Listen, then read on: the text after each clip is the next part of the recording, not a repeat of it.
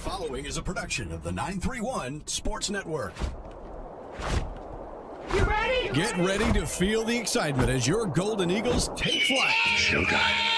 Oh, my goodness. You're dialed in to the heart of Shelbyville Central Golden Eagle football right here on 98.7 FM and AM 1580 WLIJ. Look at him. He's got his chest bowed out. He's ready to go. Let's get in there. The Golden Eagle Band is rocking. The fans are roaring. And the stage is set. We're counting down to the opening kickoff. Lights, camera, action. Don't call it a comeback. I've been here for years. Let's send it down to the field. Live, here's Braden Blackwell. Touchdown, Golden Eagles. How about that? And Willie Thaler. And Shelbyville's defense is fired up, and so is this crowd. Oh, yeah. Touchdown, Golden Eagles.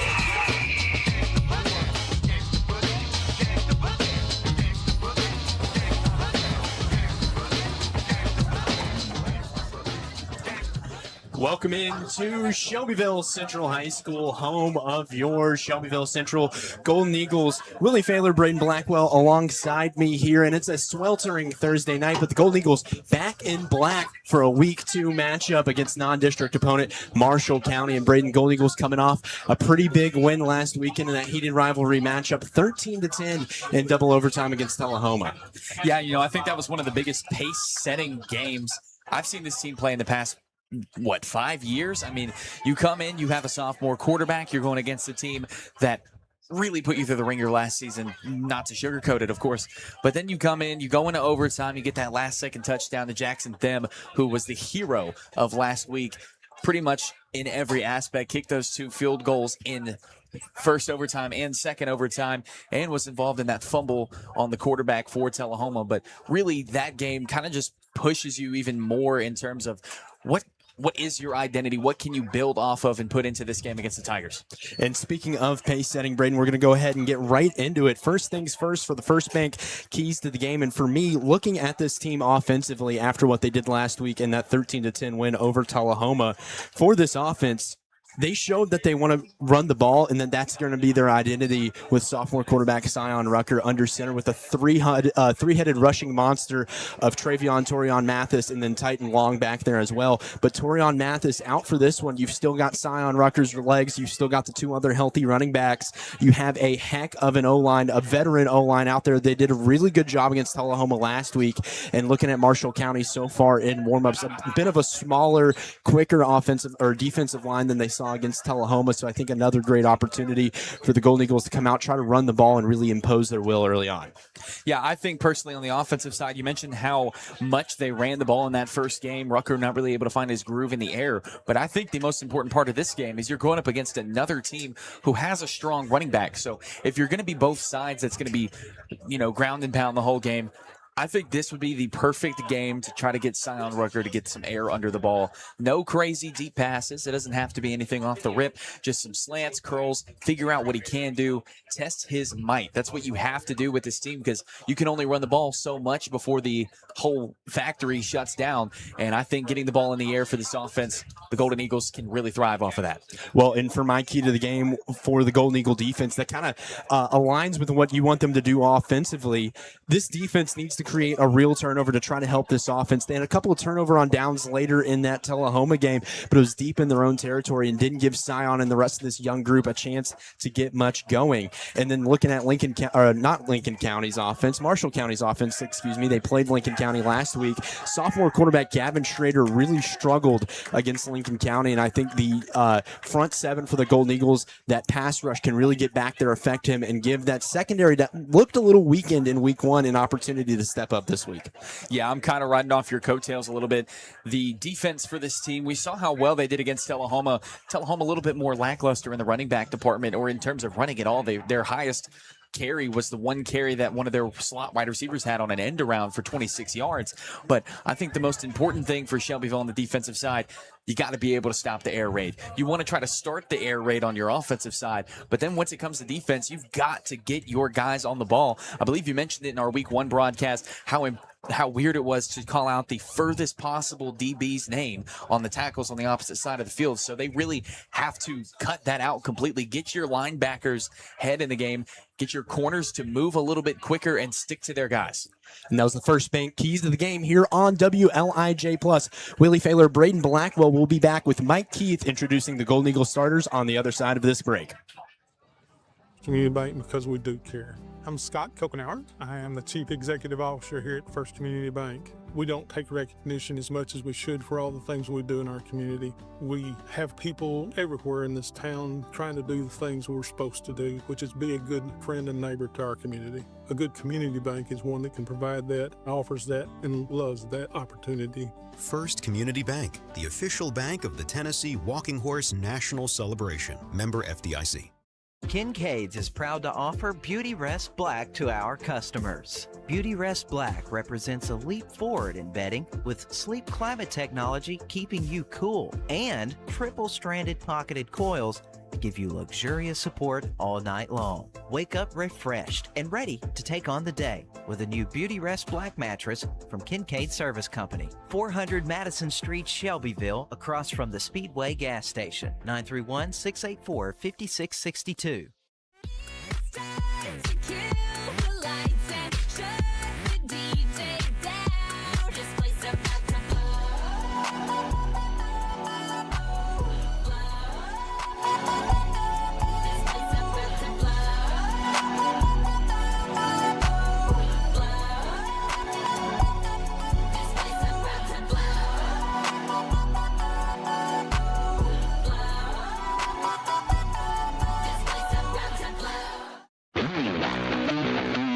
I don't want them to gain another yard. You blitz all night. This is the voice of the Vols, Mike Key, and it's time to take a look at tonight's offensive starters for your Shelbyville Central Golden Eagles. This is 75, WLIJ, senior, left tackle. Number 60, Ransom Michaelhani. I'm a junior, left guard. This is number 77, Pierce Smith, I'm a junior, center. Number 72, Landon Coffey, senior, offensive line. Number 78, Wiley Floyd, class of 2028, right tackle. Number 5, Jackson Them, senior, tight end. Number 12, LaRon Brown, sophomore, athlete. Number 3, Eli Prince, junior, wide receiver. Number 15, JJ Tipton, sophomore, wide receiver. Number 20, Lucas Tyndall, sophomore, receiver. Number 16, Torian Mathis, junior, running back. Number 0, Travian Mathis, 2027, running back. Number 14, Sion Rucker, class of 29, quarterback. It's time to take a look at the defensive starters for your Shelbyville Central Golden Eagles. Number 25, Michael Grisham, junior, D-line. Number 44, Jaden Allen, junior, D-line. Number 60, Ransom Michaelhani. I'm a junior, nose. This is 79, S1 Kegon, class of 2027, defensive nose. Number 12, LaRon Brown, sophomore, athlete. Number 0, Travian Mathis, 2027, outside linebacker. Number 5, Jackson Them, senior, middle linebacker. Number 4, Ethan McVie, senior, middle linebacker. Number 3, Eli Prince, junior, DB. Number 9, Nathaniel Barajas, junior, DB. Number 14, Sion Rucker, class of 29, corner. Number 16, Torian Mathis, junior, free safety. That's your Golden Eagles starters. There's only one Bedford County station that's been Shelbyville's radio home for Central Athletics for over 50 years. The Leader, 98.7 and AM 1580 WLIJ.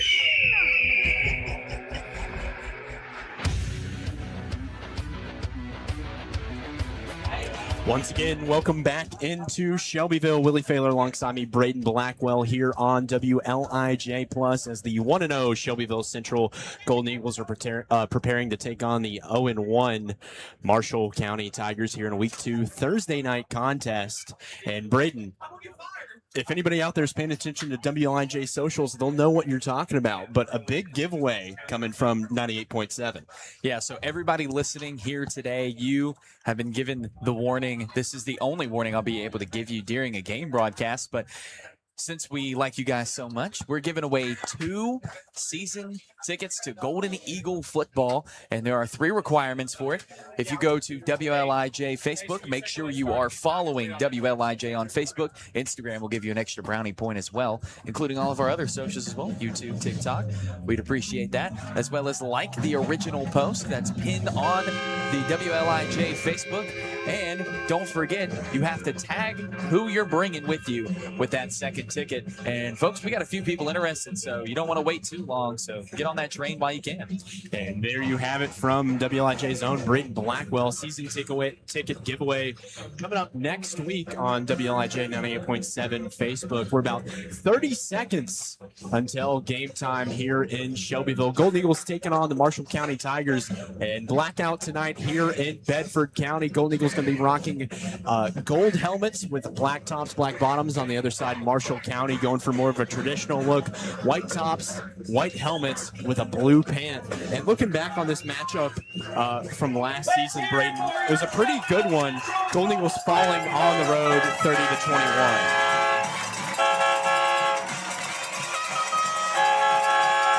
Gotta talk about the environment here.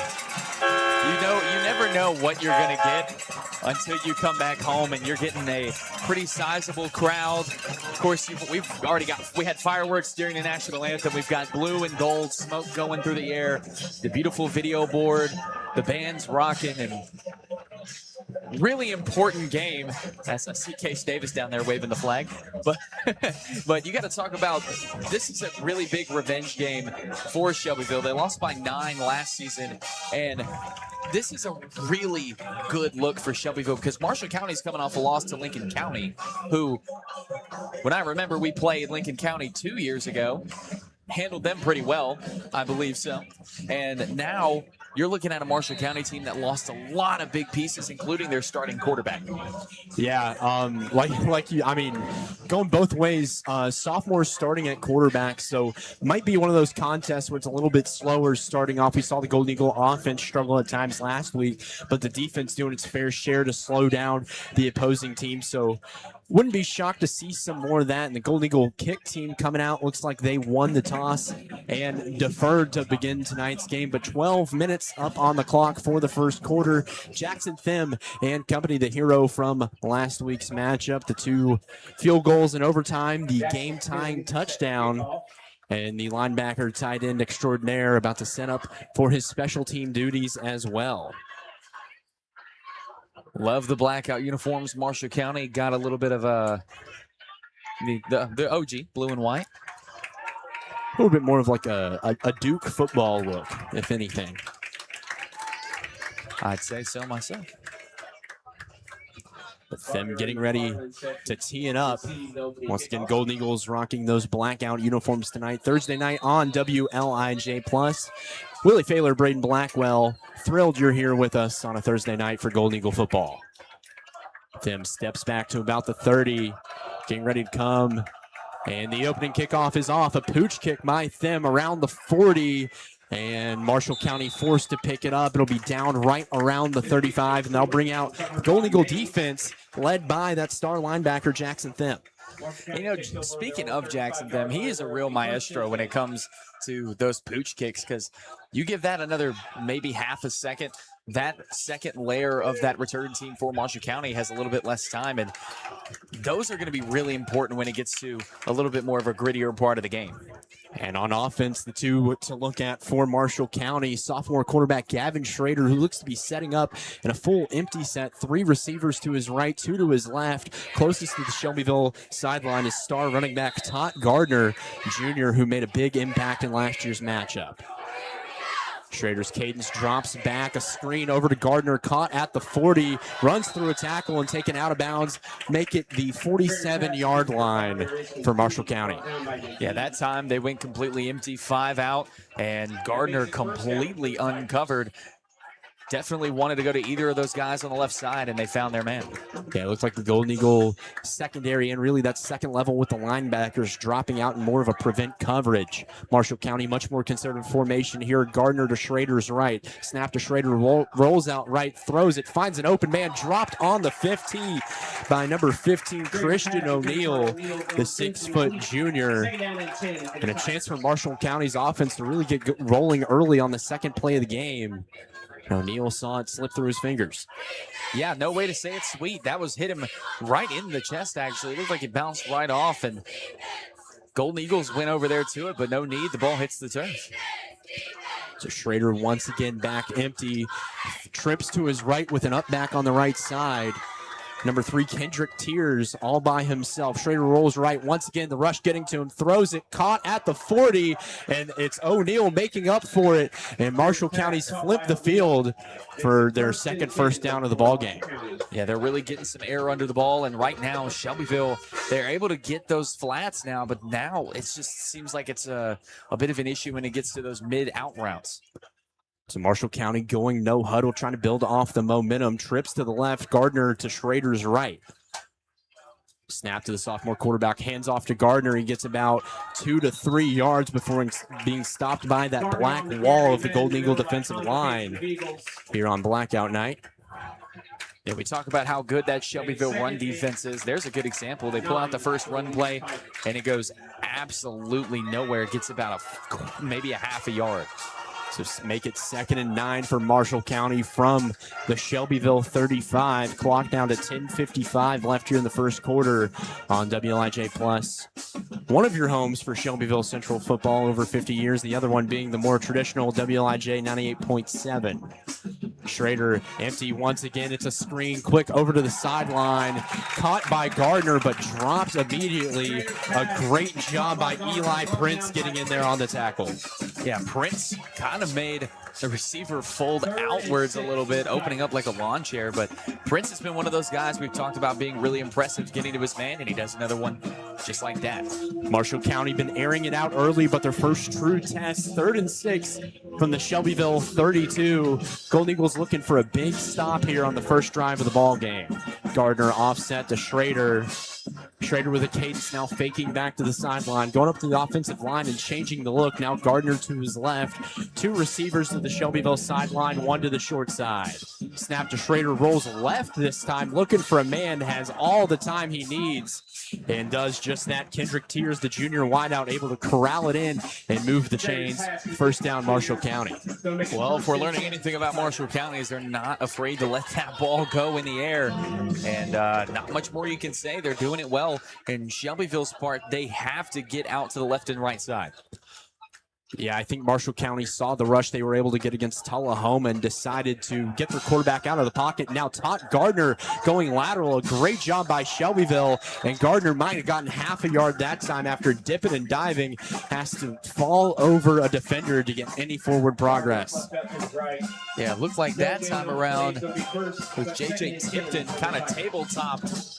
Gardner flips him on his back and moves him absolutely nowhere. So once again, the run defense is fine, but they've realized they can pass. I don't imagine they will stray away from it. And something else to note, Braden, a rather small offensive line unit for Marshall County that could be contributing to this belief in airing that ball out. A man in motion comes in from the right side as the tight end. Another handoff to Gardner.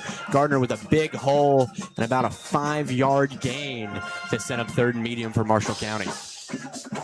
That's the most yards they've gotten on a single rush. And if it tells you anything about how dedicated Shelbyville is on getting a stop at that time, Gardner going right up the middle, so worked out well for him. 5 full yards that time for Gardner. 8 minutes, 30 seconds left here in the first quarter.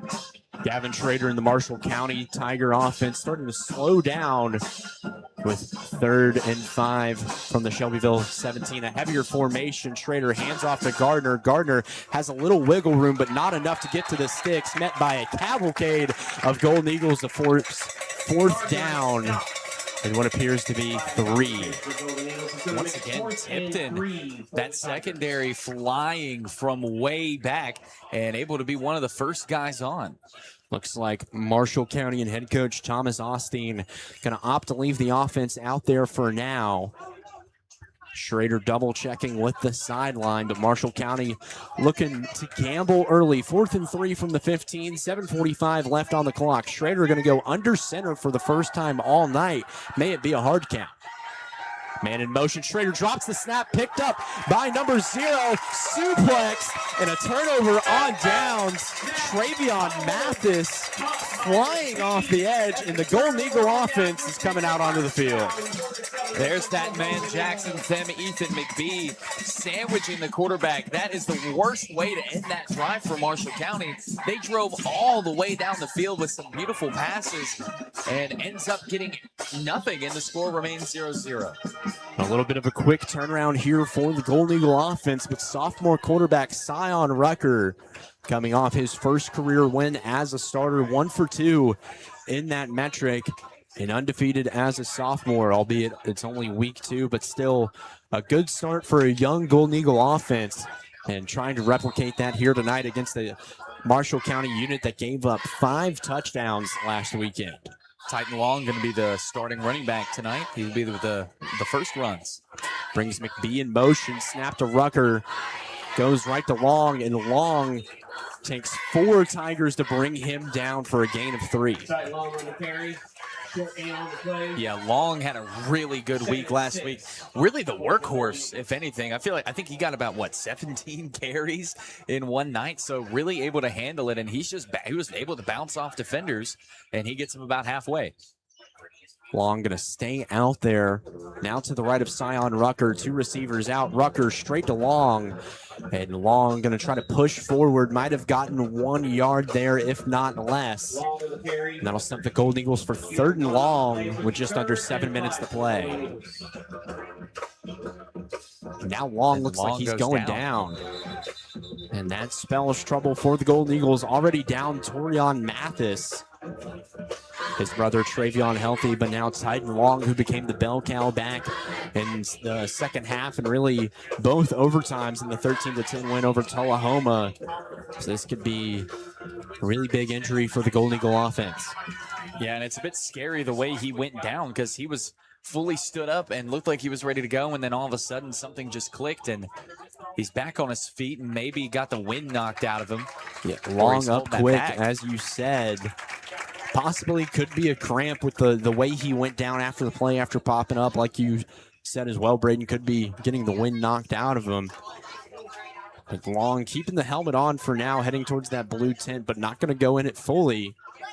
Raising the left shoulder on the sideline with the trainer, trying to work some sort of kink out. So back into the ball game will be Travion Mathis, his first snap at running back and first snap on offense as a whole. Could be a bunch set with 2 receivers to the right for the Golden Eagles. Prince motion to the left side. Rucker with a clap gets the ball, handoff to Mathis. Mathis going to be stopped in the backfield. A little bit of a flurry. And Marshall County's Marks Mitchell, the senior linebacker, looks to be the man to force the 4th down. And no hesitation here from the Golden Eagles and head coach Judd Dryden. Jackson Them and the rest of that punt team going to come on out with 4th and 6 from the 19. Yeah, you know this Shelbyville team's going to run the ball until failure, but right now this Marshall County front 4 looks really strong. Looks like Todd Gardner back deep to receive for Marshall County right around the 50-yard line.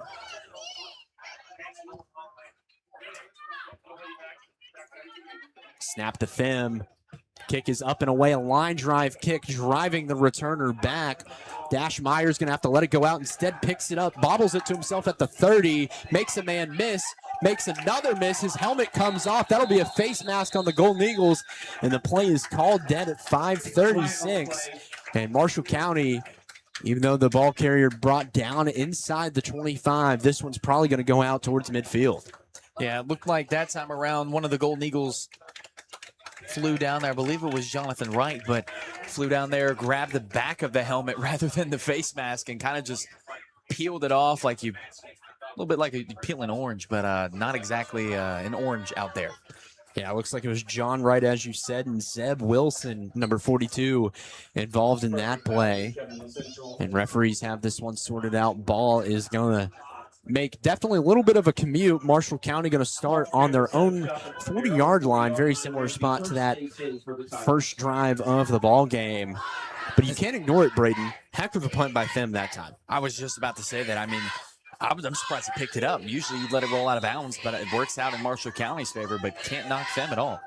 Schrader empty, motions a man to his right. It's Gardner. Jet touch pass to Gardner. He's along the right side, makes a man miss, and cuts up for about a 3-yard gain from Marshall County. And Gardner, that man knows how to get that extra burst of speed, and that left side, or rather the right side from where we are, doing a good job of collapsing onto Gardner, but he still finds a way to get, I believe, 2 yards out of that. Yeah, making a 2nd and 8 officially on the scoreboard here in Cooper Steel Stadium. And Gavin Schrader, the sophomore quarterback from Marshall County, we saw him as a gunslinger early in that first drive before it stalled out in the red zone. Going to fake the handoff, bootleg to his right. He's got plenty of time, finds a man open and dropped. A heck of a job by the Shelbyville secondary, knocking it up, intended for O'Neal. The favorite target so far tonight, his 3rd intended pass. How about the starting quarterback making some noise in the secondary? Sion Rucker punches the ball out, and man, what a play. It's the Golden Eagle defense doing a better job this time, this drive, forcing a 3rd and long early. Going to have to hold up once again. Ball on the Marshall County 42, 4:52 left to play in the first quarter. Gardner going to line up in the backfield with Schrader to his left side, just offset. 2 receivers towards the Shelbyville side, and Dash Wilson in motion. Schrader rolls out to his right. He's pressured, picked off by Rucker. Sion Rucker with a chance, makes a man miss, and Sion Rucker with the turnover. Golden Eagle ball on the 25-yard line. Who else deserves it but the man with the PBU already? Rucker reads it like a book, and Shelbyville in really prime territory, and he's going to trot right back out there to be the head signal caller. And an excellent play by Rucker that time, Braden. He was dropped back as the safety in the cover 2, saw the rollout, saw the pressure on Schrader, and crashed on a crosser. The only man in his vicinity caught it perfectly in stride. And Marshall County lucky they were able to get a hand on Sion Rucker and stop that from being a pick 6. So Rucker going to get a break here. It's going to be Hudson Oaks in at quarterback. Oaks hands it off to Long back in the game. Long with a quick burst gets it inside the 20 for 2nd and 5 for Shelbyville. Oaks hands it off to Long. Yeah, Oaks, freshman quarterback, 1 of 2 on the Golden Eagles squad right now, and he's going to remain out there. I'm sure Rucker's probably catching some breath on the sideline. Yeah, not an awful idea, especially when you're going to be as run-heavy as you are. Oaks right back out there, Long to his left side, right back to Titan Long, and Long with a burst for another 3 yards or so. Long on the carry again. We'll see where they mark it. It appears it's going to be 3rd and 2. So wouldn't be shocked to see Oaks stay out there and the Golden Eagles go for yet another push. Ethan McBee coming out as Kyvel Rippey subs off, going for a little bit of a heavier package with 3rd and short to go.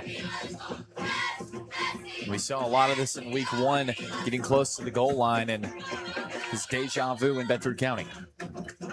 Oaks ready for the snap, motions a man over. It's McBee going left to right.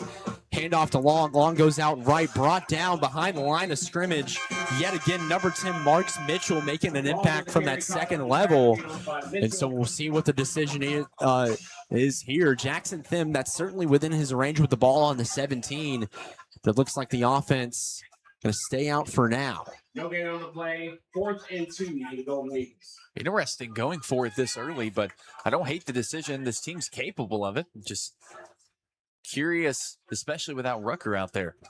True freshman quarterback Hudson Oaks under center right now for the Golden Eagles. 4th and 2 from the 17.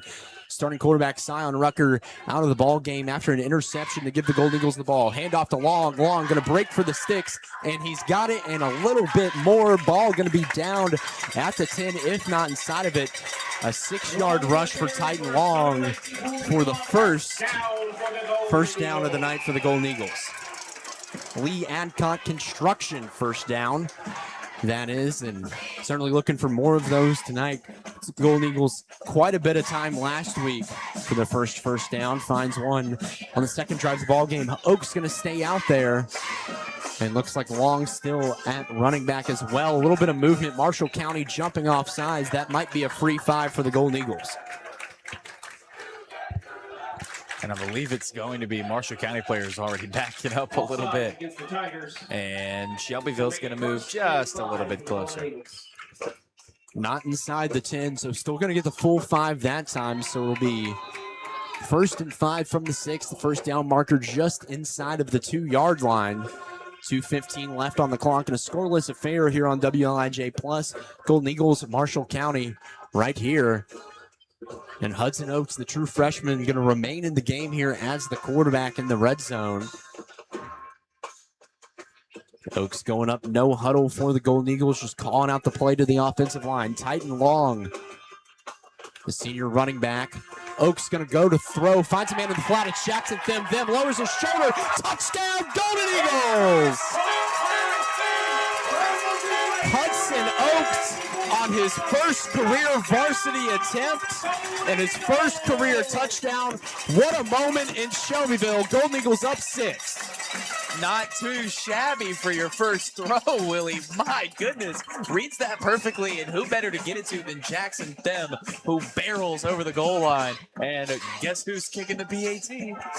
Jackson Them right after the hit stick to get into that blue turf for 6. Going to try to make it 7 with 1:45. The snap is good to Oaks. The kick is up and drilled by Them. That one going to go out towards the track. So after a turnover, an interception caught by Scion Rucker, true freshman Hudson Oaks comes out and finds star tight end Jackson Them for 6. Golden Eagles lead by 7. 1:45 left in the fourth quarter. We'll be back right after this. From high school heroes to college legends, First Bank is proud to champion our local athletes. But we don't just back you on the field or on the court. We team up with customers to score the wins that grow communities. That takes better products, more accessible, flexible bankers, and the quick answers and solutions you can run with. Don't just make the switch, make the team that champions community. First Bank. Bank local. Get more team spirit. Member FDIC. Schedule to get your property surveyed today at Northcutt Surveying. We provide services such as boundary surveying, topographical surveys, construction layouts, and more. We've been giving our customers accurate and precise results since 1965. Give us a call today at 931-684-2741 so we can help you improve your tomorrow. That's Northcutt Surveying in Shelbyville. And always remember, once an eagle, always an eagle. This is number 5, Jackson Them, senior, tight end, middle linebacker. You're on the hometown call for Shelbyville Central football, 98.7 FM, 1580 WLIJ. And a pretty good way to ring it back in from break. Jackson Them, after his second touchdown of the season, puts the Golden Eagles up 7-0 with 1:45 left in the first quarter. And Them on the receiving end of Hudson Oaks, the true freshman quarterback's first career touchdown.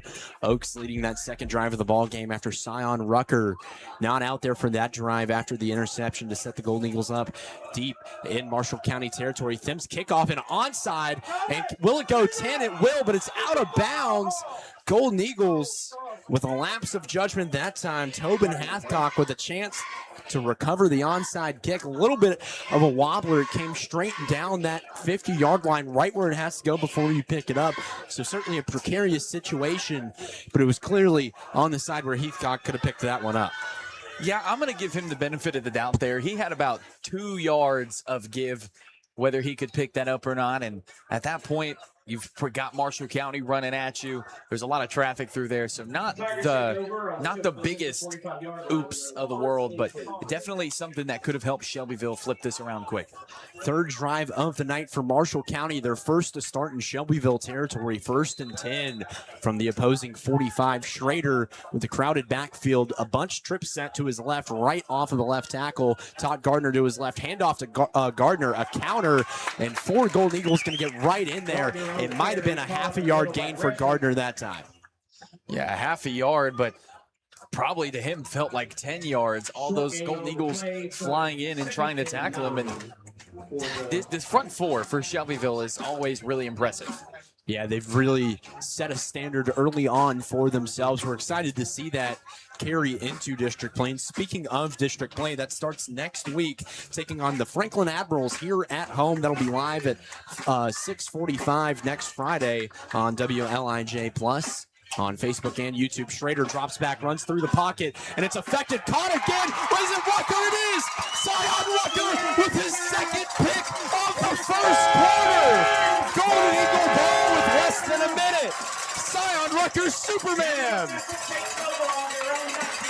I can't even put into words what's going on right now. I told you how impressive that front four for Shelbyville was. They get some defense going, hit Schrader on the throw, and Rucker flies in and scoops it just before it hits the ground. And I don't know how they continue to impress. And we saw Schrader have some struggles in that opening game for them against Lincoln County.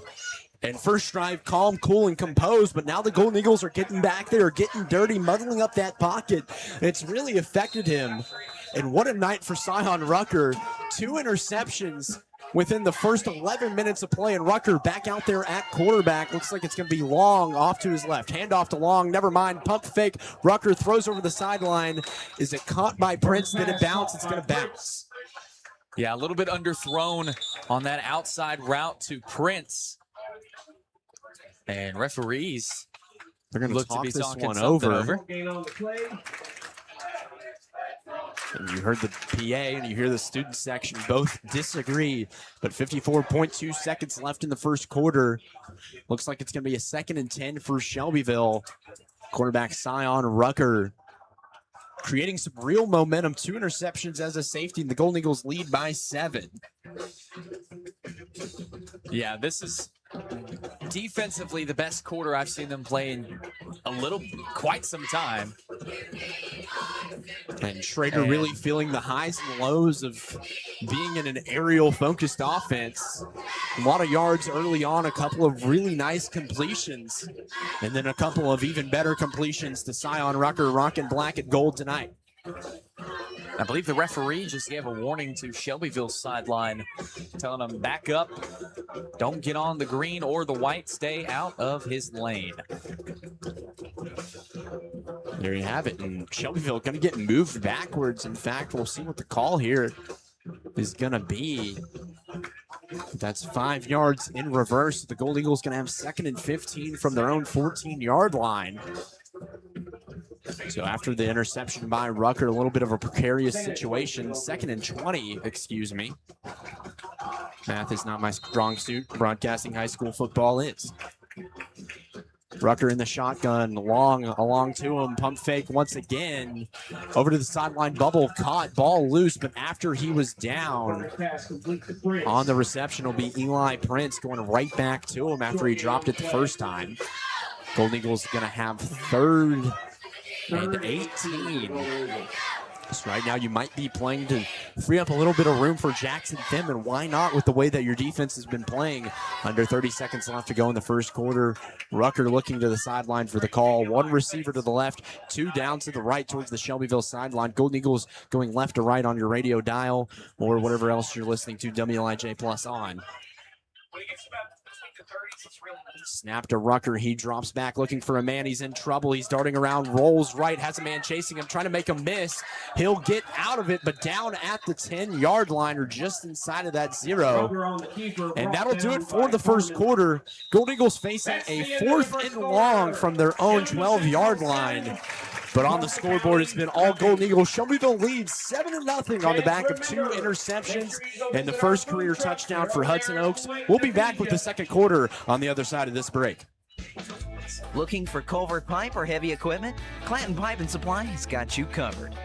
With over 30 years of experience, they carry all sizes of corrugated plastic and metal pipe, and if they don't have it, they'll get it fast. Plus, check out their lineup of heavy equipment: skid steers, backhoes, mini excavators, and more. Call Clanton today at 931-684-4847, 904 Madison Street, Shelbyville. The Tennessee Walking Horse National Celebration is more than a show. Tonight we crown the champion walking horse of the world. It's a legacy of passion and pride passed down through generations. As the official bank of the celebration, First Community Bank walks with our friends and neighbors to keep this hometown tradition strong and thriving. It's run and walk time. Let them walk on. First Community Bank, member FDIC. This is number 14, Sion Rucker, class of 29, quarterback and corner. You're on the hometown call for Shelbyville Central football. 98.7 FM, 1580 AM, WLIJ.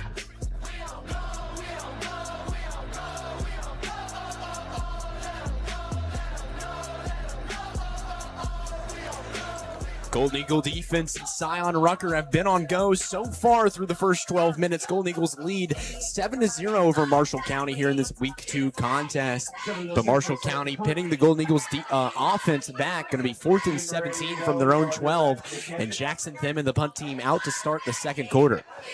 Thim's feet right at the edge of the goal line. His toes might be right on that white line.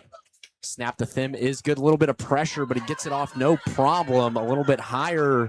Going to land on the 35 and come right back to it, down right in between the 34 and 35.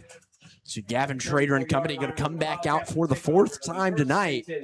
And 2 of those 3 drives ending in an interception to Sion Rucker, who right now has to be the sleep paralysis demon of Gavin Schrader's life. Yeah, and in this situation, not a good spot if you're Shelbyville. The punt didn't go very far, but them under a lot of pressure during that punt. Surprised he got it that far. Well, every drive so far from Marshall County starting outside of their own 40 or better, and this being the second of the 4 starting in Shelbyville territory. This the deepest so far. Schrader with Gardner to his left, trips to the left, and lone receiver to the right. Schrader, a toss to the left side to Gardner. Gardner going to try to break and gets to that second level, tossed out of bounds after about a 5-yard gain. Yeah, Gardner hasn't really gotten the ability to get that full velocity that he's been wanting, but you saw a little glimpse of it right there, Willie. He has the speed. He just hasn't had the breakthrough.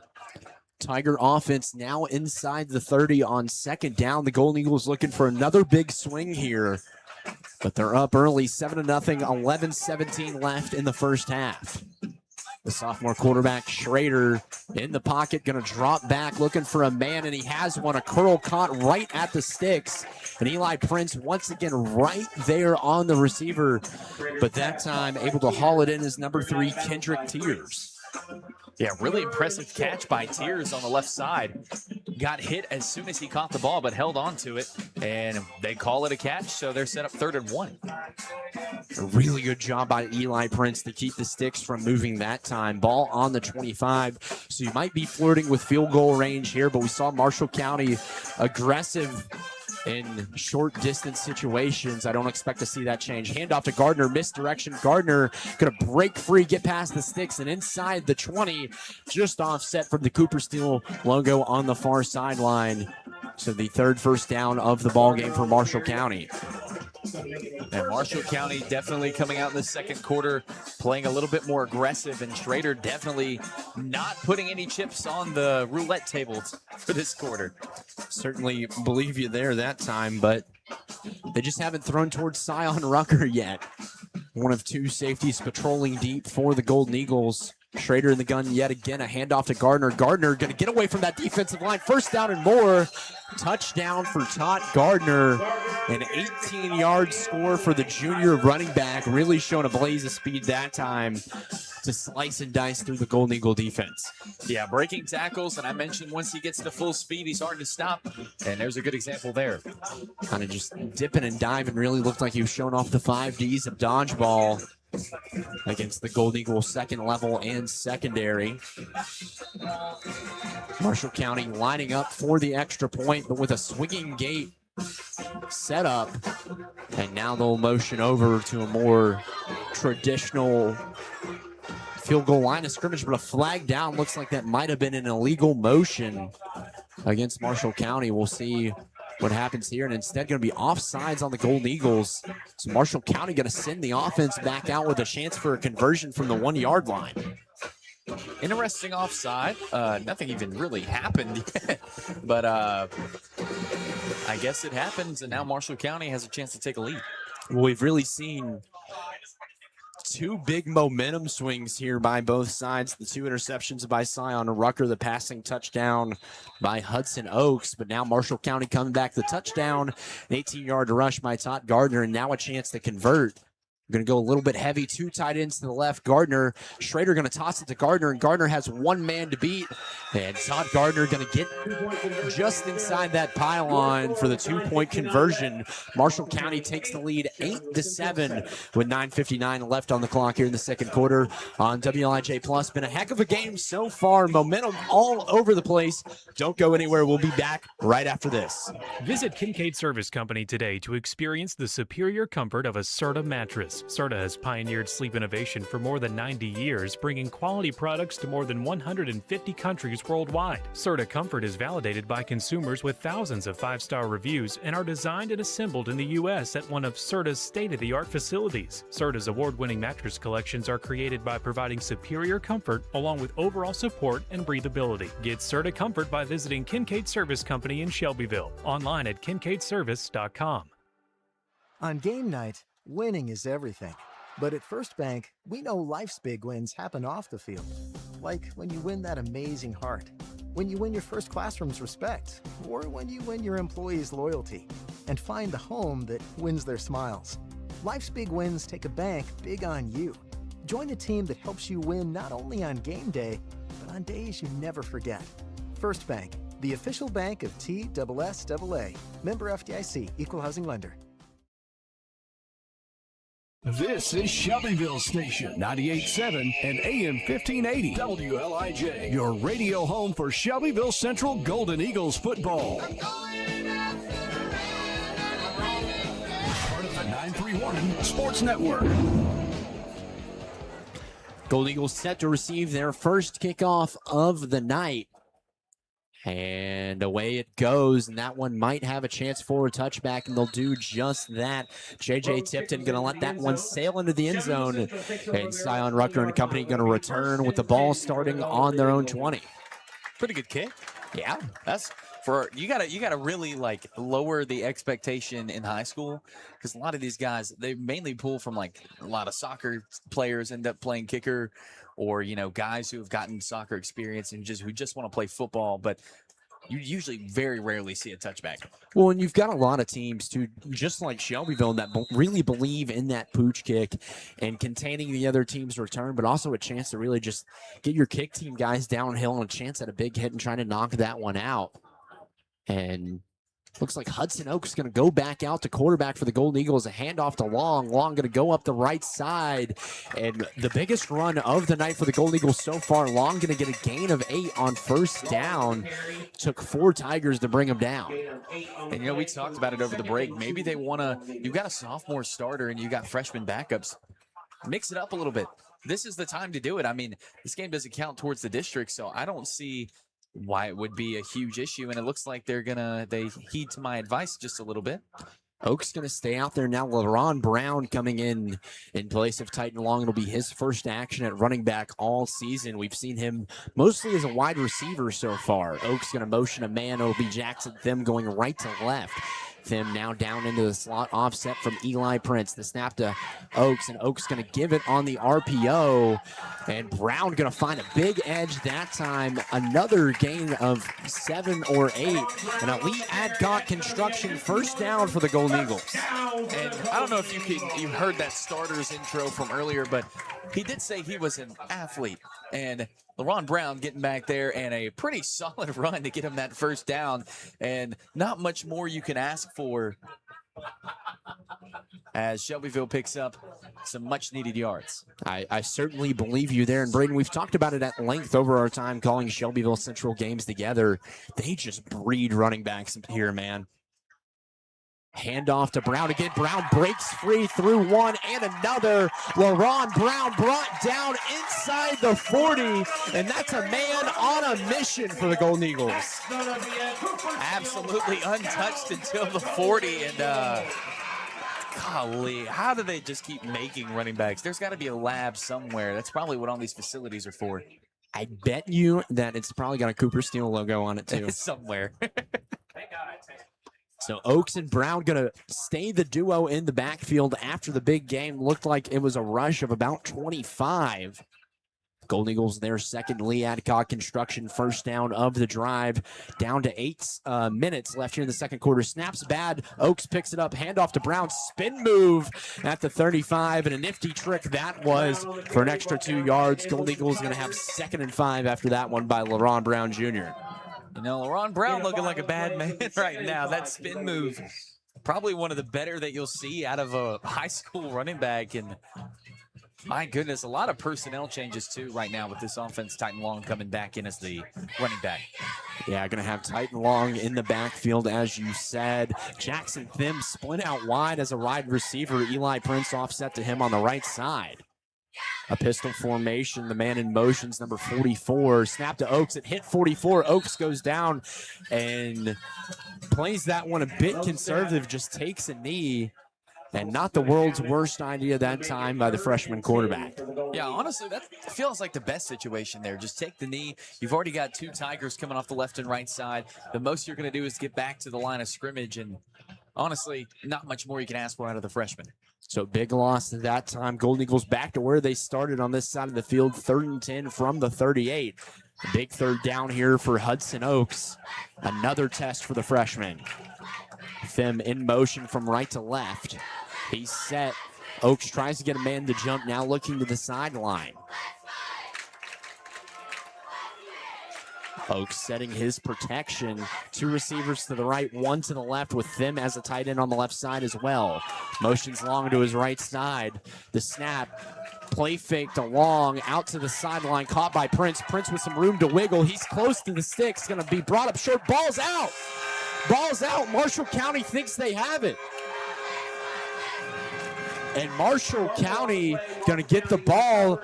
A big turnover going against the Golden Eagles with 6:17. Looked like the Golden Eagles finally found a rhythm on offense. It'll be the 3rd turnover of the night. Honestly, realistically looked like lackluster ball protection, kind of running with the ball out. Not exactly like carrying a loaf of bread. A little bit of Deshaun Jackson out there, instead more like a basketball crossover, like he was going to bounce it through the corner's legs. So Gavin Schrader, sophomore quarterback, empty gun for him. Marshall County leads 8-7 after the sudden change. A 3-man rush from Shelbyville and a dropped curl that time by Todd Gardner. Really the first miscue we've seen from the star running back tonight. Yeah, and right now if you're Marshall County, if that ball goes anywhere other than your receiver's hands, you're terrified because you've already got 2 interceptions before we're even able to go get a hot dog for halftime.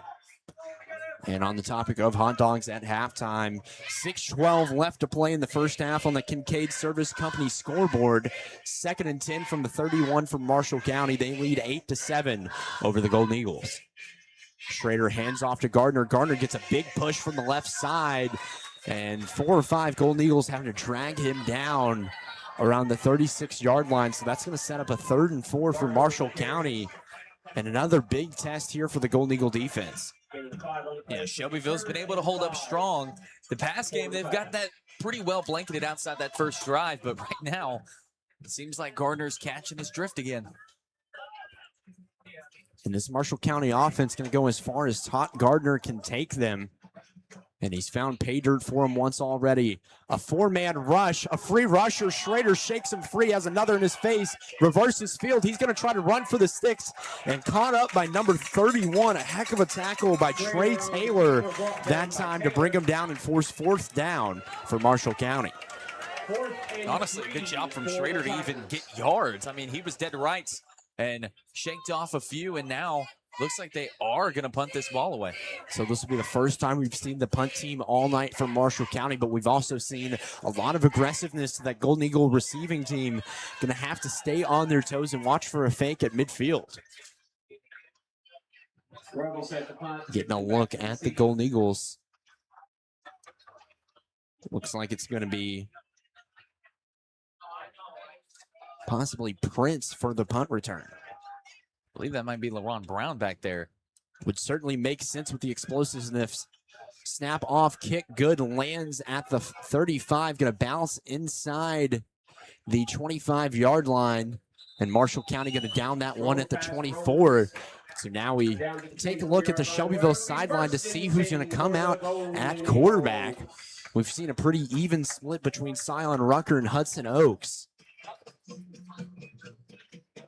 It's always fun having a little bit of a QB battle. Definitely not a bad thing to have, especially with the production we've seen. Rucker and Oaks both with 1 touchdown on the year. It's going to be Rucker. Oaks with about maybe 5% of the playing time. But as Braden said, Rucker going to lead the offense out there. Titan Long going to be the lead back here on first down. 5-man front going to be turned into a 6-man offensive line with a tight end added on, but it won't be Jackson Thim. He's down in the slot on the left side of the field. Rucker fakes the handoff to Long, move around in the pocket, trying to get the wheels going. He's going to cock, goes deep, and finds a man at the logo. The longest completion of the year so far for the Golden Eagles, and they're set up at the 49-yard line for Elite Adcock Construction first down. And there's J.J. Tipton. They tried him a lot in week 1 and now finally able to connect on something. So we're seeing a lot more love going around the offense so far tonight. The Golden Eagles just looking like they have a little bit more purpose offensively so far. Going to be a full house. 2 tight ends and the running back along with Rucker. Them going to motion out to be more of a traditional fullback. Rucker hands off, going to go to Mathis. Brown. Brown going to cut up and gets just inside Marshall County territory. Going to be down at the 49. LeBron Brown getting a lot of carries in this game, something we didn't see in week 1, but we've seen a little bit of a running back carousel so far. It's really been all Brown and Long tonight. I think we've seen Travion Mathis once so far, and Torion Mathis not dressed out tonight after an injury in the second half of last week's win over Tullahoma. Another stacked formation here for Rucker. Long to his right side. Mathis motioning in as a fullback. Thim. Handoff to Long to the left side. Long going to break through, runs over one, gets another, and a Lee Adcock Construction first down with 3:07 on the scoreboard. Gold Eagles trail by 1, but the offense finally starting to find some consistency here on the ground. I think it's really interesting how Titan Long runs with the football. He kind of holds it instead of in the crevice of his arm. He's got it here, and it's tucked into, I say here, 2 hands on either side of the ball, and then kind of pushing it into like his abdomen, stomach area. Yeah, more down on the right hip instead of up towards traditionally your coach to have the point of the ball right on your pec. And instead, Long going for a less traditional look, but it's worked so far for him here tonight. We're going to have a timeout here on the field. Golden Eagles trail 8-7 against Marshall County, but have 1st and 10 in Marshall territory. We'll be back right after this.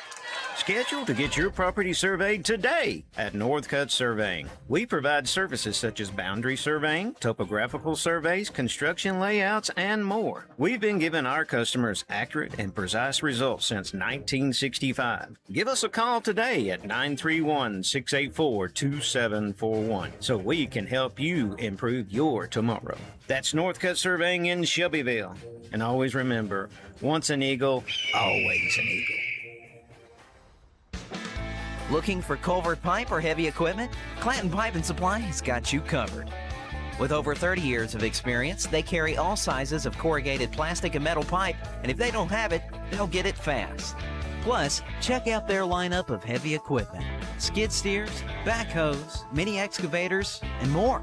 Call Clanton today at 931-684-4847, 904 Madison Street, Shelbyville.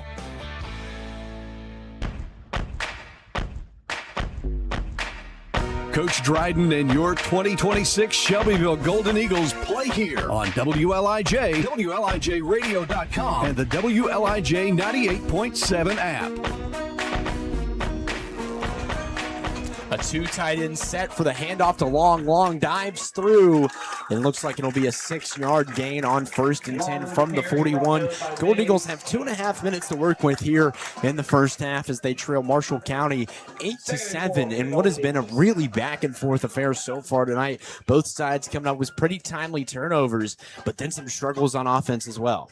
Yeah, a lot of metaphorical punches have been thrown between these 2 teams right now, and I mean metaphorical in the most sincere way possible. Rucker hands off to Long yet again. Long cuts through and finds the first down, moving the chains for the Lee Adcock Construction first down. And Titan Long starting to unlock that takeover feature here late in the second quarter. Simplest play in football. Run up the middle, and right now Titan Long is making Marshall County look like they're doing homework. Long right back there with Rucker. Rucker throws it over to the sideline, caught by Kyvel Rippey. His first reception of the season. The Golden Eagles offense continuing to push all the right buttons here on this drive. It'll be 2nd and 4 from the 21. A drive that's really been highlighted by the chunk play by LaRon Brown Jr. and then the consistency of Titan Long. Speaking of the man right back to him, a counter play stuffed in the backfield. 3 white jerseys swarming him for the loss. And I know it was a misdirection play, but honestly, if they would have kept it the same way they were before the misdirection, of course, it probably would have worked out for them a little bit better. It looked like Marshall County cleared the box. Well, for lack of a better term, the misdirection was not missed by Marshall County. A good read that time. Golden Eagles going to burn their second timeout here of the first half, and we'll keep it here for now. 1:16 left on that Kincaid Service Company scoreboard. And Braden, we haven't really seen this offense function a whole lot in the red zone, although it's pretty early in the season. But when they have been, the success has been found in the short yardage areas through the air. The passing touchdown on the fade to Jackson Thim to tie it late last week, and then the little dump off pass to Jackson Thim by Hudson Oaks. Yeah, and I mean, we talk about the quarterback situation, but you also got to look at how well Coach Dryden has really strived to make this a, we mentioned it's a running back factory all the time, but man, it is no short. Of course, Rocky Chandler, Robert Bailey, pretty much all 4 running backs that are on this team right now that get some burn. It has looked like this place was born to be a running back factory.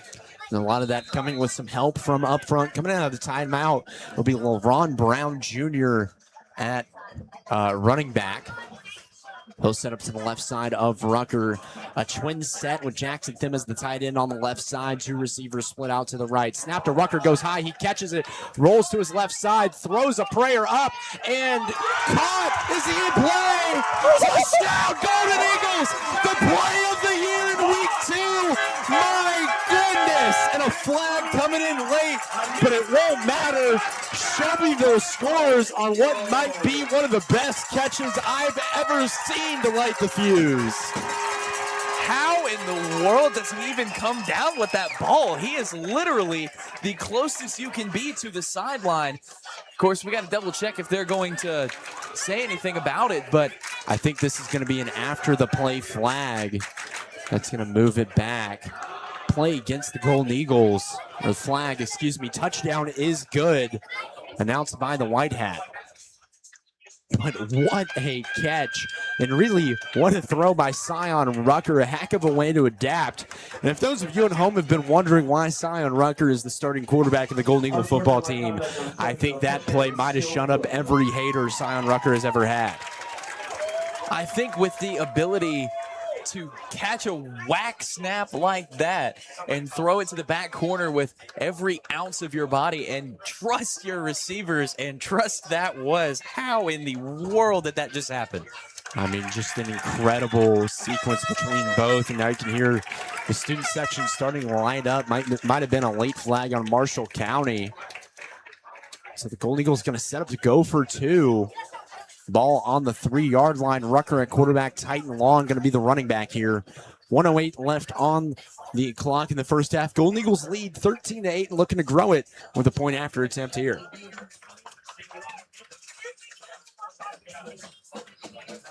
So that's actually going to go against the Golden Eagles instead. Looks like the kick team going to make its way out there, and they'll do just that. Sion Rucker subbing off as Jackson Thim gets his time to shine. And what might be the longest point after of Jackson Thim's career, Kyvel Rippey coming up with that juggling touchdown, pretty reminiscent of Jermaine Kearse in the Super Bowl, Seahawks Patriots juggling catch from the seat of his pants. Snap, hold, good kick is up, and Jackson Thim drills it from the 25-yard line for the extra point. Money, money, money that time from Jackson Thim. Golden Eagles lead 14-8 after the play of the year in week 2. 1:08 left on the clock. We'll be back for the remainder of the first half after these messages. Things are different at First Community Bank because we do care. I'm Scott Kokenauer. I am the Chief Executive Officer here at First Community Bank. We don't take recognition as much as we should for all the things we do in our community. We have people everywhere in this town trying to do the things we're supposed to do, which is be a good friend and neighbor to our community. A good community bank is one that can provide that, offers that, and loves that opportunity. First Community Bank, the official bank of the Tennessee Walking Horse National Celebration. Member FDIC.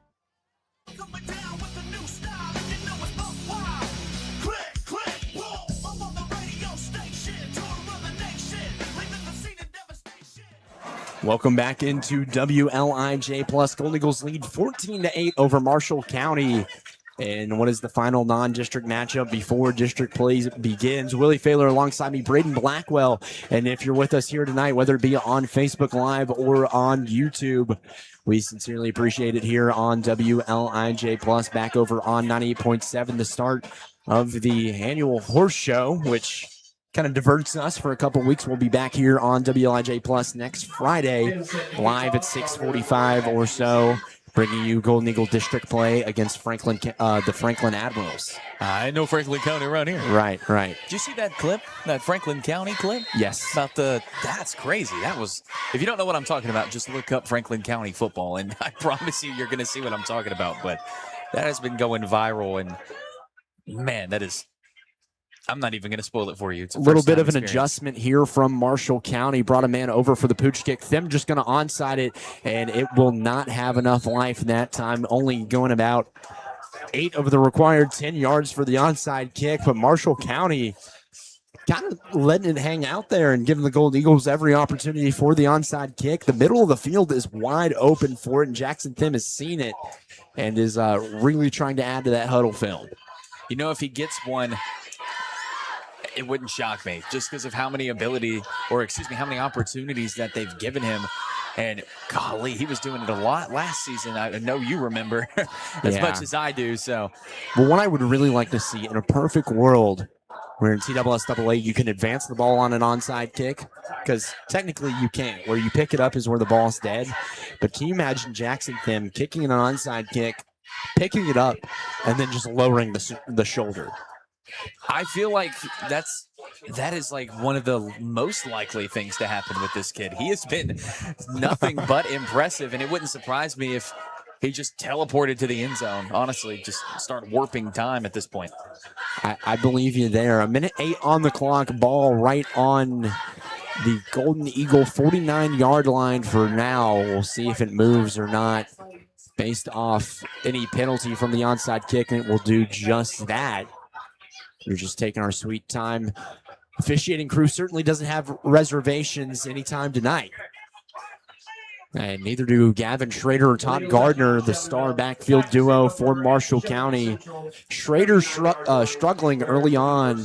2 turnovers, both interceptions to Scion Rucker, but Todd Gardner starting to find his footing with a touchdown on the last drive for Marshall County from 18 yards out. He'll look to replicate it here. Ball will end up on the Golden Eagle 39 to begin this drive with 1:08 left.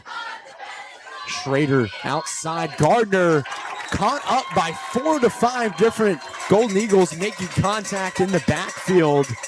And it looks like that's going to be a significant loss, at least 6 yards. It'll be just that. 2nd and 16 with 1 minute flat left in the first half. Man, I think Shelbyville right now, you get a stop here, and correct me if I'm wrong, Shelbyville will receive at the end of the second half. Or Golden Eagles deferred to start the first half, kicked off. And so far it's paid off with the 14-8 lead up there on the Kincaid Service Company scoreboard here in Shelbyville inside Cooper Steel Stadium. Willie Failer, Braden Blackwell here with you on WLIJ Plus. And once again, if you're joining us here on our alternate route of broadcasting Golden Eagle football, we really thank you for your time here on this Thursday night. The only Thursday night game of the season as of right now, which I know me and Braden are both happy about, and I know a lot of other people surrounding the program agree with that sentiment. Thursday night football just ain't right, man. Unless it's, I'm cool with the NFL version. Give me more Dolphins Bengals. Man, I kept seeing videos about like the primetime games when everyone's injured. And it was like Zach Wilson versus Joe Flacco. And it was all the backups that are getting to play, but we're getting far from backups right now. I mean, you've seen so many of these well-established defensive players on Shelbyville's side. Rucker already has 2 picks on the night, including the one that led them to that touchdown. Schrader fakes it to Gardner, rolls to his right, trying to find Gardner on a wheel, and he'll do just that. Picked up at the sticks, and Gardner goes out of bounds at the 25-yard line. So heck of a play design that time by head coach Thomas Austin. And Marshall County, after the slip up by Schrader to Gardner, he goes right back to Todd Gardner, and it pays off for a first down. Ball on the 26 with 53 seconds left. Golden Eagle defense looking to bend rather than break and carry some momentum into halftime. Yeah, had McBee on him that time, and that's a linebacker, so a little bit of a mismatch. Certainly is. Schrader all alone in the backfield, looking around, fakes to his left, a double move by Gardner. Gardner open in the end zone. We'll see if he hauls it in. They're going to say he didn't get a foot down. It's some impressive coverage that time from J.J. Tipton, getting as close to towing the line as you can with a pass interference flag. And just right in his face, a lot of pressure. Ball rolls onto the cross-country track, and it's a track. Cross-country track. Okay. It's calling it both at the same time as calling it a track. But cross country is more of like the, out on the ground and running through the woods and stuff. Well, that's fair. Schrader in the backfield once again. Gardner next to him, rolls to his right. Gardner, his personal protector. Schrader brought down. He won't. He'll stay up, and Gardner gets the dump off. Gardner going to get a gain. He busts out, and for more, first down for Marshall County. And Todd Gardner has been incredible tonight, showing off the athleticism. And credit to the sophomore quarterback Gavin Schrader. He has been as elusive as all get out can be in that backfield tonight. Clock is running after the chains are moved, and Marshall County yet to burn a timeout, down under 23 seconds. Toss to Gardner to the left side. Gardner looking to make a move, and he's going to get knocked out of bounds.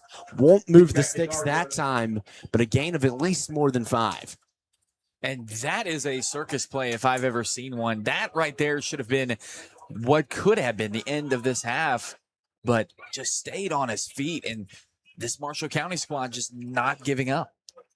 It has been nothing but nuts so far tonight here, offensively, defensively, even some special teams flashes from both sides. 17 seconds on the clock. Schrader and Gardner reprise their roles. And Schrader going to hand it off to Gardner up the gut, and he's going to get close. They're going to put the arms up and call it a touchdown a little bit quicker than I thought they would. So Marshall County going to knot it up even at 14 with 12 seconds left.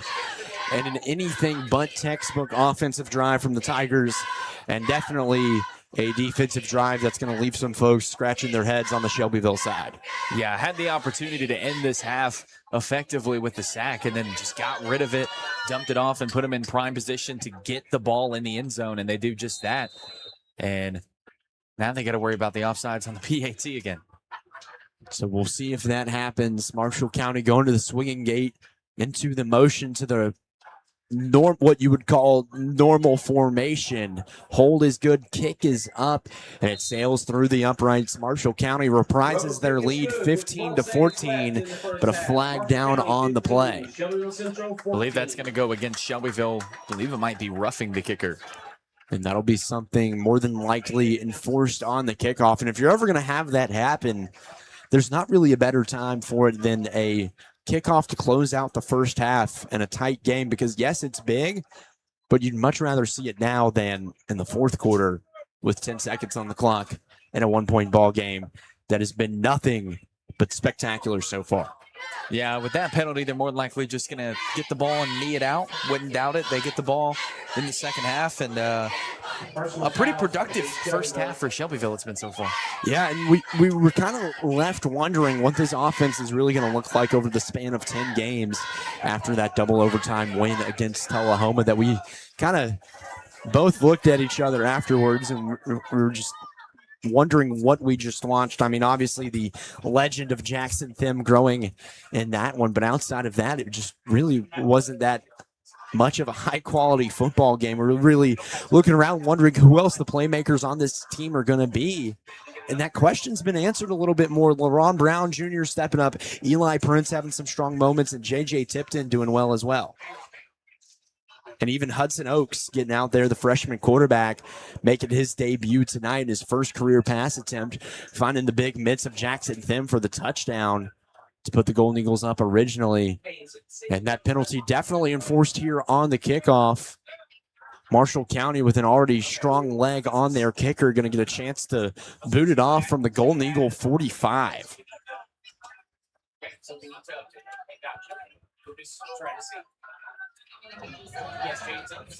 So 12 seconds on the clock.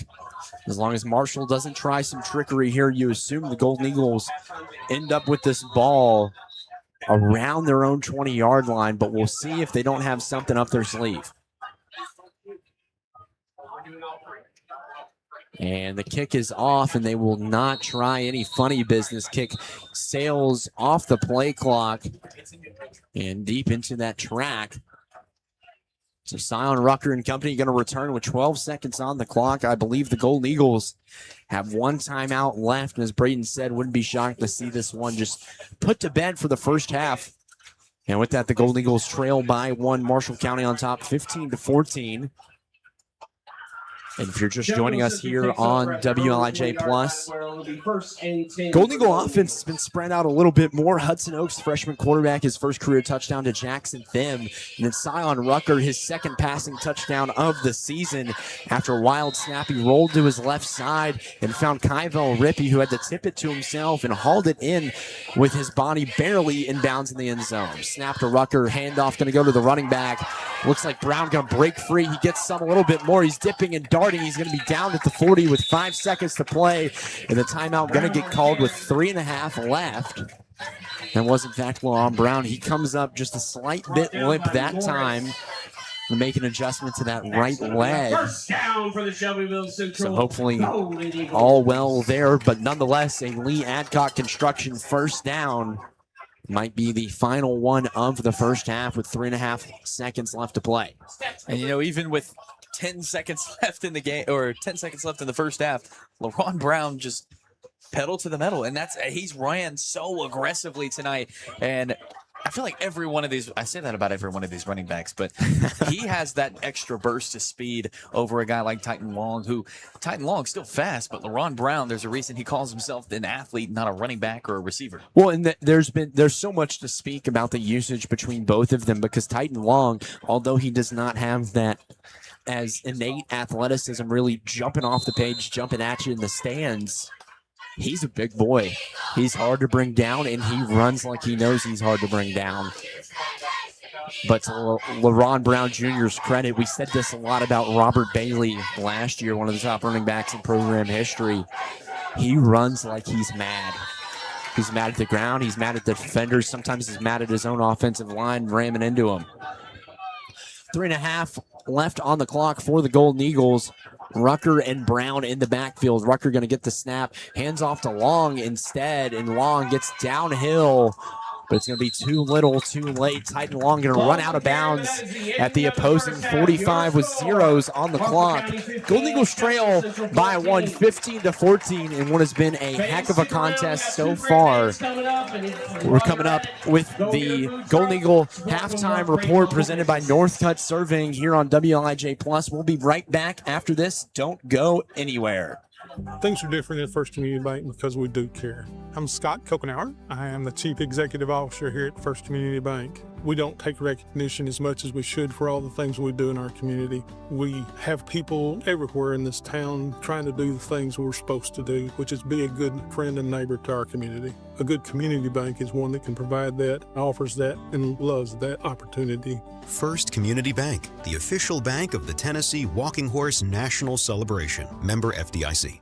Kincaid's is proud to offer Beauty Rest Black to our customers. Beauty Rest Black represents a leap forward in bedding with sleep climate technology keeping you cool, and triple-stranded pocketed coils give you luxurious support all night long. Wake up refreshed and ready to take on the day with a new Beauty Rest Black mattress from Kincaid Service Company. 400 Madison Street, Shelbyville, across from the Speedway gas station. 931-684-5662. From high school heroes to college legends, First Bank is proud to champion our local athletes. But we don't just back you on the field or on the court. We team up with customers to score the wins that grow communities. That takes better products, more accessible, flexible bankers, and the quick answers and solutions you can run with. Don't just make the switch, make the team that champions community. First Bank. Bank local. Get more team spirit. Member FDIC. Looking for culvert pipe or heavy equipment? Clanton Pipe & Supply has got you covered. With over 30 years of experience, they carry all sizes of corrugated plastic and metal pipe, and if they don't have it, they'll get it fast. Plus, check out their lineup of heavy equipment: skid steers, backhoes, mini excavators, and more. Call Clanton today at 931-684-4847, 904 Madison Street, Shelbyville. Schedule to get your property surveyed today at Northcutt Surveying. We provide services such as boundary surveying, topographical surveys, construction layouts, and more. We've been giving our customers accurate and precise results since 1965. Give us a call today at 931-684-2741 so we can help you improve your tomorrow. That's Northcutt Surveying in Shelbyville. And always remember, once an eagle, always an eagle. Follow WLIJ on Facebook, Instagram, TikTok, and X for all the latest on Shelbyville Central Athletics. Now, back to the game.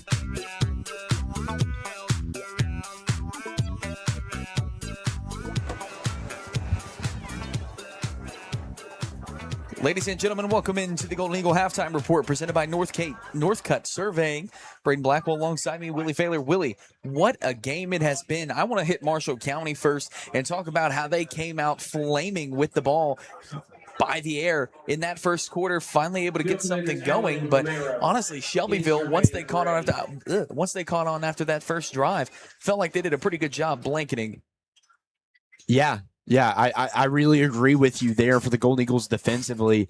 It's really kind of just been a really big swing, and either they're hitting the ball off the tee straight into the fence and the ball's getting lodged in the fence and they think they're going pro, or it's been a little bit of a miss. And those misses have come from Todd Gardner, and Todd Gardner pretty much exclusively, he's been the heart and soul of this Marshall County offense so far. We've seen the sophomore quarterback, Gavin Schrader.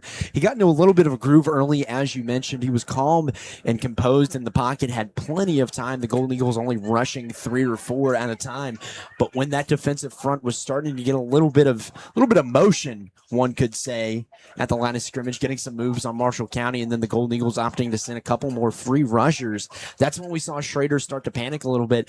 And then enter Sion Rucker. What a first quarter, not even half, first quarter, he had 2 interceptions, the first 2 interceptions of the season for Shelbyville, and that really flipped the script on how we thought this one was going to go early on. Yeah, and speaking of Sion Rucker, let's flip over to that Shelbyville offense where it has been anything but normal and ethical so far for this team.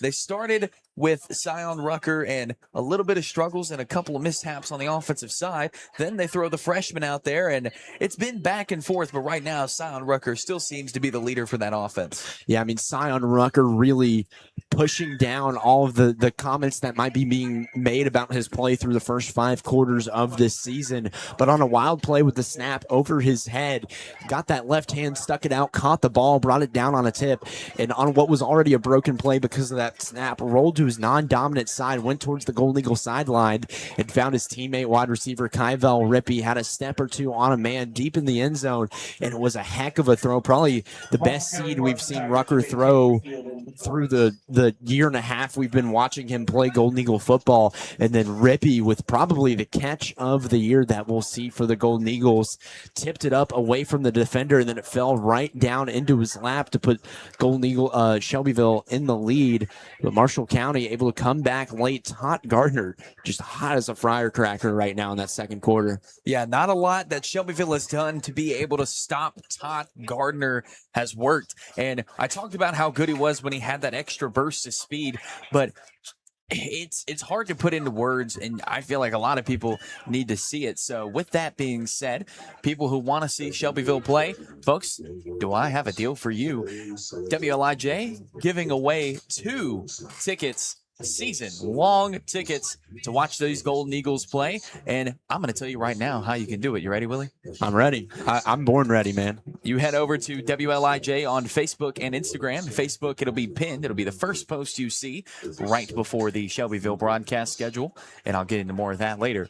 All you got to do is follow WLIJ on Facebook and Instagram. Be sure to like the post. If you don't like it, I wouldn't like to give the tickets to you. And the last thing I need you to do is tag who you're bringing with you with that second ticket. This giveaway is only until Thursday. The winner will be announced on Thursday afternoon, and you'll be ready just in time for that Franklin game, which we will be covering next Friday back on WLIJ Plus. The Golden Eagles look to start 2-0 against the Admirals. And if you remember that game last season, who was the hero of that one? Who walked us out of there? Well, walked me and Brandon out of there, since we got still nobody other than Jackson Thim. I mean, talk about the boot that kid has. But Braden, I just want to quickly circle back around to the season ticket giveaway. With us being on WLIJ Plus, I know about half our viewers coming on Facebook already. So if you haven't already entered into that season ticket giveaway and you don't already have season tickets, then what are you doing right now, man? Go ahead and do it. We're at halftime. We've got 13 and a half minutes left until play resumes. There's no better time to go do that than right now.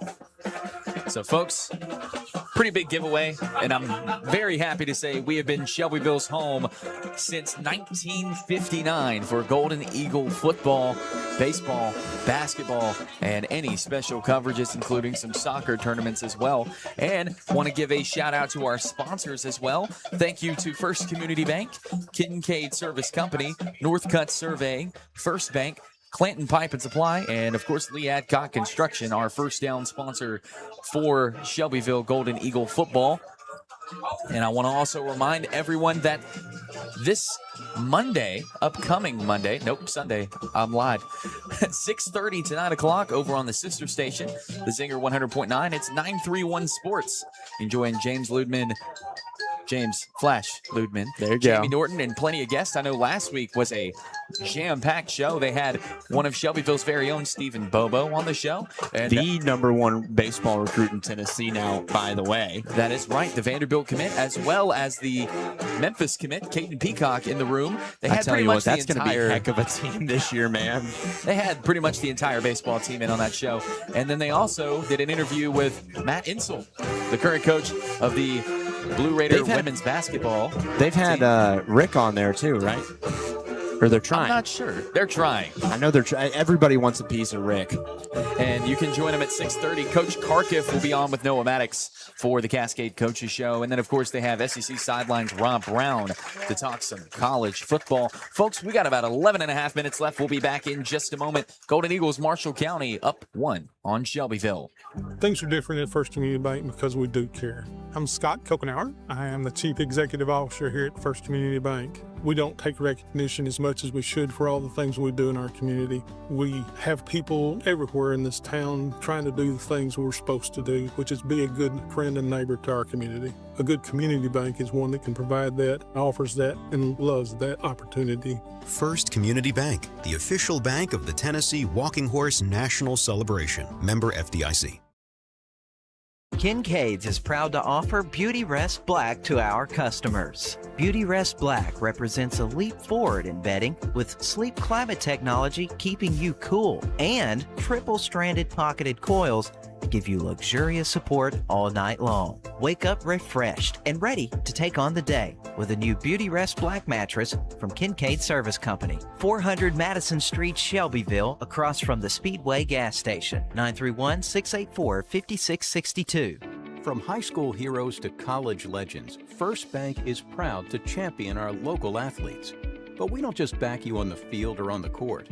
We team up with customers to score the wins that grow communities.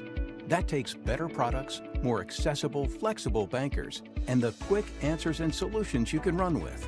Don't just make the switch, make the team that champions community. First Bank. Bank local. Get more team spirit. Member FDIC.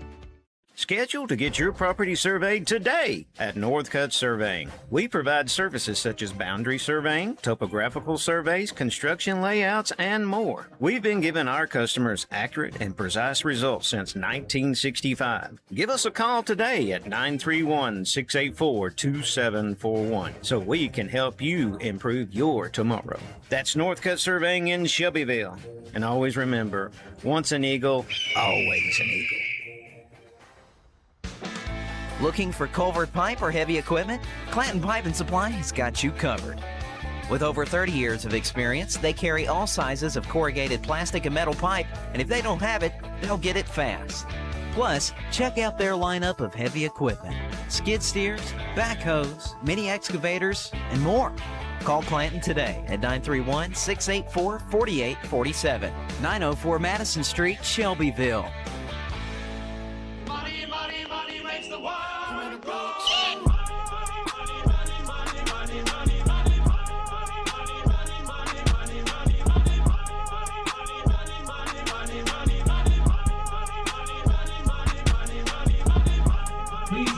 And it's halftime here in Shelbyville. It's 15-14. The Tigers lead the Golden Eagles. Braden Blackwell, Willie Failer joining you here on the Golden Eagle Halftime Report presented by Northcutt Surveying. And, of course, thank you to all of our sponsors. Once again, I mentioned that before, but a big shout-out to Northcutt Surveying. Get your project started on the right foot with Northcutt Surveying. Accurate and honest service since day one. As Shelbyville's legacy surveying company, they excel in boundary and topographical surveys, construction layouts, flood certs, and more. Go see them between the Shelbyville Police Station and City Hall at 207 North Spring Street on the bottom floor, 931-684-2741. Northcutt Surveying since 1965. And Willie, you beat me to it. I'm looking over here at your wonderful computer, and I'm looking at some max preps. And what do we got going on right now? Yeah, just looking around 6A Region 6, which for those out there that don't know, that is the Golden Eagles region, and it's a packed one in 6A ball. Looking around, just looking back at what happened last week, majority looks like 6 of the 7 teams in the district starting out 1-0. The lone loser of the week is Independence, who will be here or will be on the road. That's our first road trip up to Thompson Station to take on Independence, and that was a heck of a ball game last year. But just looking around, Summit going to hit the road to take on Nolensville, and then Mighty Ravenwood going to have a big matchup. Going to host Lipscomb Academy, and former Division I head coach and former Tennessee State champion head coach and Super Bowl champion. I just keep thinking of Trent Dilfer accolades there, but Trent Dilfer back home at Lipscomb Academy in Nashville. And then a pretty close foe, Coffee County Central, another running of the Coffee Pot, taking on Tullahoma. And that will be pretty telling about what Coffee County is going to look like for us after we saw Tullahoma last weekend. Brentwood in the Battle of Brentwood this week, going to take on their big foe, Brentwood Academy, who's one of the more stout private schools in Tennessee. And then rounding out the district, 0-1 Independence going to take on Lincoln County, who in week 1 took down Marshall County, who the Golden Eagles are currently playing. If you're just joining us, this ball game 15-14, and about 6 minutes left here at halftime. But we'll see if how true that is. The Golden Eagle band just now starting their presentation on the field. You may begin your halftime performance. So as the halftime performance comes underway, taking a look at what is to come for Shelbyville. They get the ball in the second half, and we talked about how important it is to establish a tone. They established a pretty good one in the first half, but I feel like they have a huge opportunity now to kind of get that splash that they need. You feel like they've been missing that big chunk. They've gotten a few big chunk plays, but they're missing that big slab of something that they need for this offense to get kickstarted. Well, and that's the thing, Braden, is that they're missing two pretty big slabs and really the entire slab of a receiver room from last year. Really only one returner wide receiver wise, and then your backfield's pretty much brand new as well. Stephen Bobo not coming back as the starting quarterback this year, opting to focus on his baseball career. So that obviously opening up a lot more opportunities for Scion Rucker. But then in the running back area, Robert Bailey last year rushing for 1,200 yards, now looking to do his thing at the Division I level up in Clarksville with the Austin Peay Governors. Shout out Hopkins Farms Broadcasting's very own Brennan Crossland, the one and only Austin Peay super fan I think I will ever meet. So I hope you enjoy Robert Bailey if you're out there listening, Brandon. But yeah, I mean, there's a lot for this group to really try to fill in. We've seen this offense really in the first two quarters tonight, Braden, start to step up and act like they're the guys that are supposed to be there, find those chunk plays. And that second quarter and that touchdown connection between Rucker and Rippey, that's one of the first times we've really seen this offense look comfortable. Full 11, offensive line, wide receivers, tight ends, quarterbacks, running backs, everybody gelling together and doing what they can. Yeah, and it's nice to see them get put together. I mean, that first game against Tullahoma, you kind of saw them go kind of like a light. They're flickering in and out. And right now, that light has been pretty bright. And, I mean, it's been lighting this up pretty well up here. And hopefully they can continue to kind of copy-paste that into the second half. Tweak what you need to a little bit. Your defense was fantastic in that first quarter, and then you turn around the second quarter, it starts sliding off of the hill just a bit, and it gets to a certain point where now it's turned into a Todd Gardner show on Marshall County's offensive side. Well, and that's the thing, in looking just up and down this Marshall County roster, and I'm sure Coach Dryden did this at the start of the week, you kind of got to draw up and think, how are you going to stop Todd Gardner? Because, I mean, there's a plethora of weapons for Gavin Schrader and company for him to throw to, but, I mean, none bigger than Todd Gardner. We've seen guys like Dash Myers, Kendrick Tears, and primarily Christian O'Neill, the junior wideout. Those have been really the three other guys, but I mean that's what it's been. You don't want to bring basketball into football, but if you've ever seen the LeBron James other guys skit from SNL, it really feels like that those three and Schrader are the ones doing the laundry for Todd Gardner tonight. Yeah, and while we're on the topic of football, I want to kind of switch something up a little bit because it's something that I saw that I felt like I needed to be something that had to be said. Recently, there was an 11-year-old boy over in Tullahoma, one of the Tullahoma City School students that tragically passed away. And for all of us at WLIJ and WZNG and Hopkins Farm Broadcasting in general, I want to wish that family the best condolences from us here.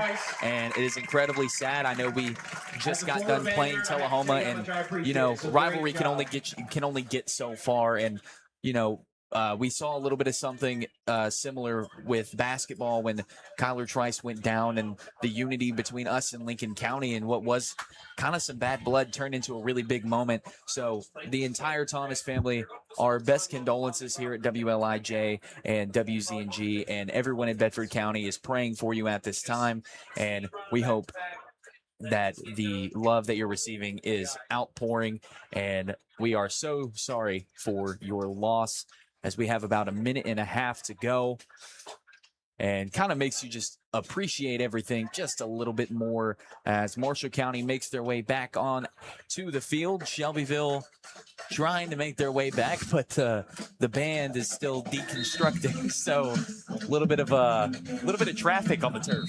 Yeah, it's definitely quite the operation that they've got going on with the Golden Eagle Band, as does pretty much everything going on at Shelbyville Central right now. It's really turning into quite the happening school. I mean, you see the athletic facilities, you see what the band has, you see what they're putting out on social media. I mean, they've got a Golden Eagle high school video going on right now. You've seen the intro videos. Really excited to see what comes in the other seasons. Basketball, both teams going to be stout, especially the Golden Eaglettes. Really excited to see what they can do, and then really can't wait to get back to that diamond, the senior year of Stephen Bobo and Caden Peacock. And the best part about all of these great teams that Golden Eagle High School, or Shelbyville Central High School for the Golden Eagles. Wow, I really called it Golden Eagle High School. I'm so cooked right now. That's technically not wrong. But it's not right. That's But not the either name. way, the best part about all the great sports teams here is you can hear it live here on WLIJ. That's a fantastic answer. Yep. I love that. And folks, do want to mention we've got the 88th annual Tennessee Walking Horse National Celebration going on at the moment. So both this game here, obviously, if you're hearing me, you kind of already get the gist. But next week, next Friday against Franklin, will be right here on Facebook and YouTube. So make sure you go check them out too. If you got the extra radio, go check them out. I'm Walking Horse, one of the biggest. Actually, it is the biggest event in Bedford County. Draws in tourists from all over the world, and I plan on being there on Sunday. But that should be a very enjoyable experience. I'm going to get my hands on a dozen of the Optimist Club donuts as soon as I can. But we've got about 2:40 before we take off. We'll be back in just a minute. Shelbyville and Marshall County back on the field.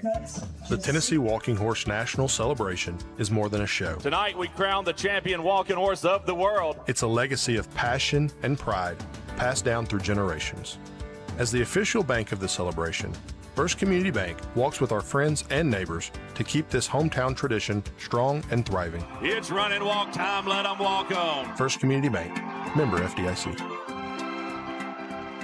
Visit Kincaid Service Company today to experience the superior comfort of a Serta mattress. Serta has pioneered sleep innovation for more than 90 years, bringing quality products to more than 150 countries worldwide. Serta Comfort is validated by consumers with thousands of 5-star reviews and are designed and assembled in the U.S. at one of Serta's state-of-the-art facilities. Serta's award-winning mattress collections are created by providing superior comfort along with overall support and breathability. Get Serta Comfort by visiting Kincaid Service Company in Shelbyville. Online at kincaidservice.com. On game night, winning is everything. But at First Bank, we know life's big wins happen off the field.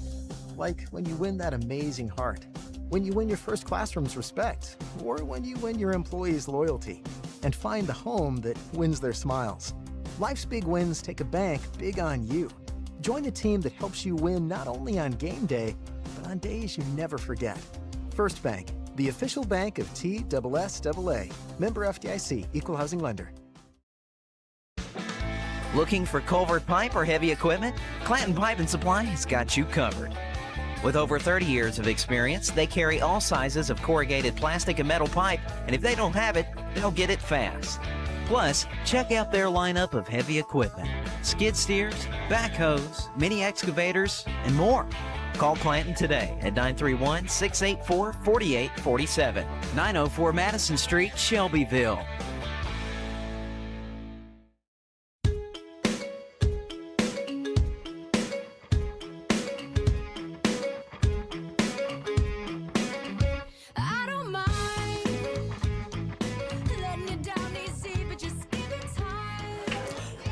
Ain't It Fun seems like a really symbolic song of that first half. Welcome back into Shelbyville. Willie Failer, Braden Blackwell alongside me after what might have been the most fun first half we've seen in quite some time. Golden Eagles trail 15-14 to the opposing Marshall County Tigers, but not without a valiant effort between a lot of chunk plays on both sides and a lot of really exciting turnovers. Yeah, I mean, you want to talk about exciting. The defense that Shelbyville has played so far has been interesting. Exciting, yes. Interesting even more, just because you get 2 interceptions and then you've got Todd Gardner just running down the field whenever he gets a single open bit of turf. That's a fun word to say. Well, Marshall County is set to start the second half by kicking off. Golden Eagles won the toss and deferred to the second half. Back deep for the Golden Eagles, as always so far this year. The combination of LaRon Brown Jr. and J.J. Tipton back deep. 2 more rows of 2 players in front of them, and then 5 Golden Eagles donning black tops, black bottoms, and gold lids on this blackout game for the Golden Eagles, lined up just offset of the 50-yard line. The kick is away. The second half has begun in Shelbyville. Tipton hauls it in, falls down, and that's going to be downed at the 2-yard line.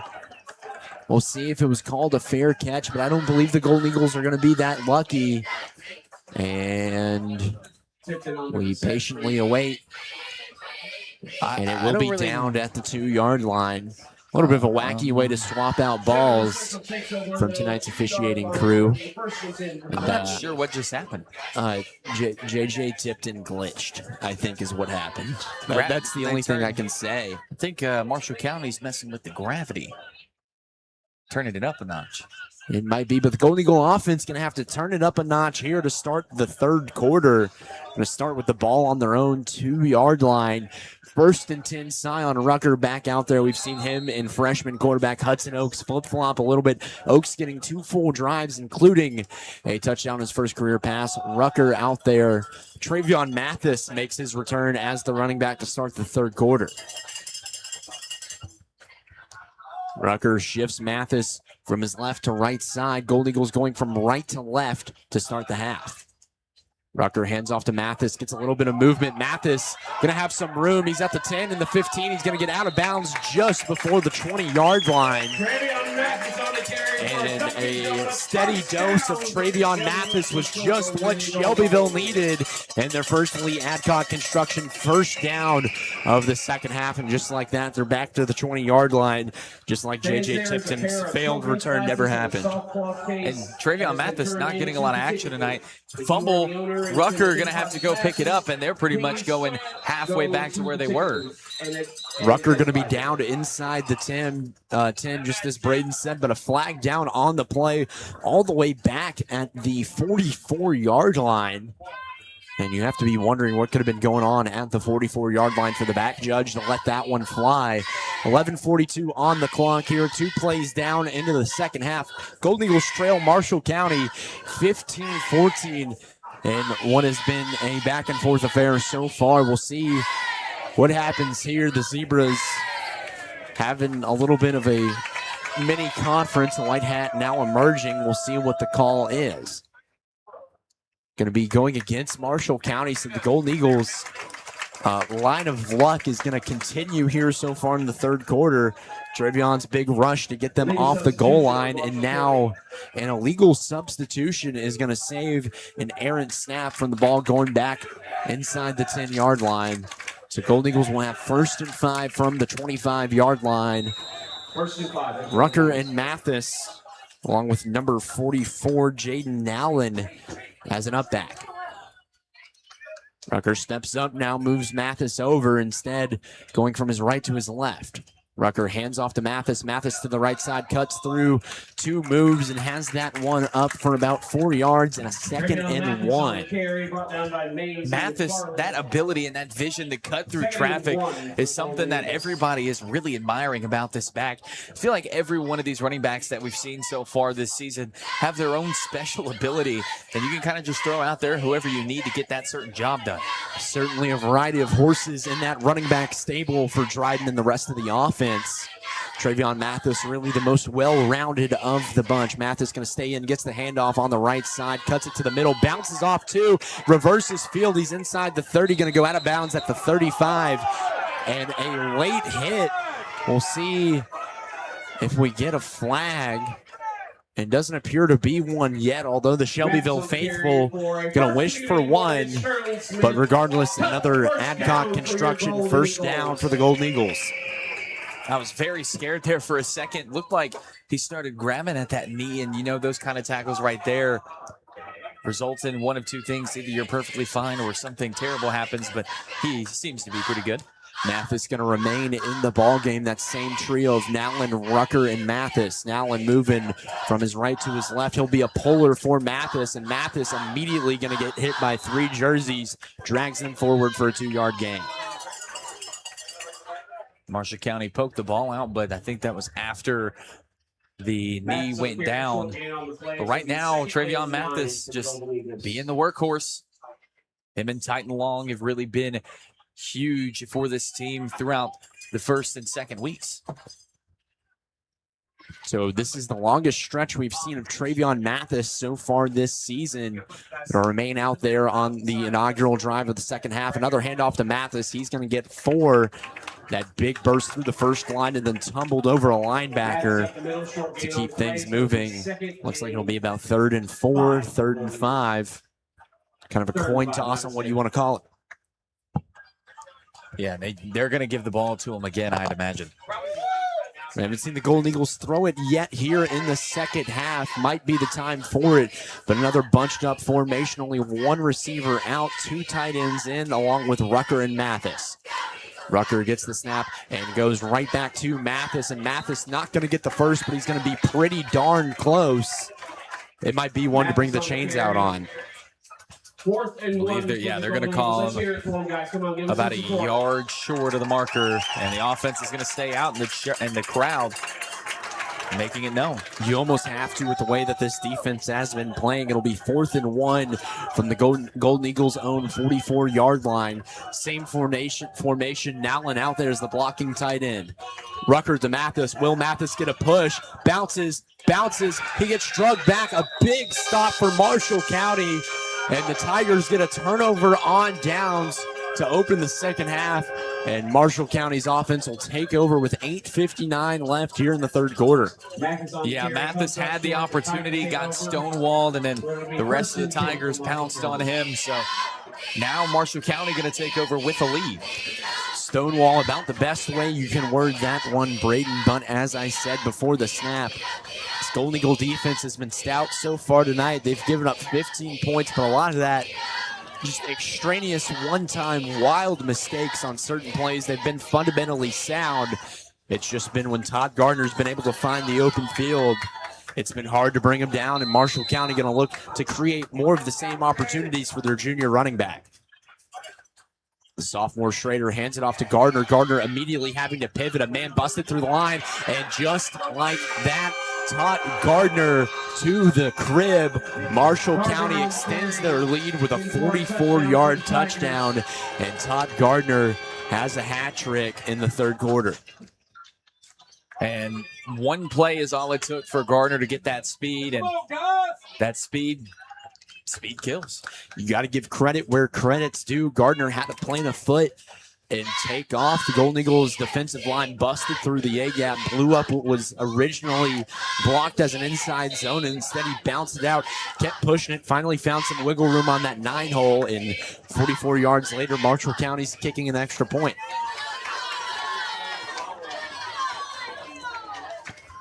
So now a really big opportunity to see how the Golden Eagle offense will respond. But first, the snap, the hold, the kick, all 3 are good, and that'll grow the lead 22-14. Marshall County up 8 with 8 minutes left in the third quarter.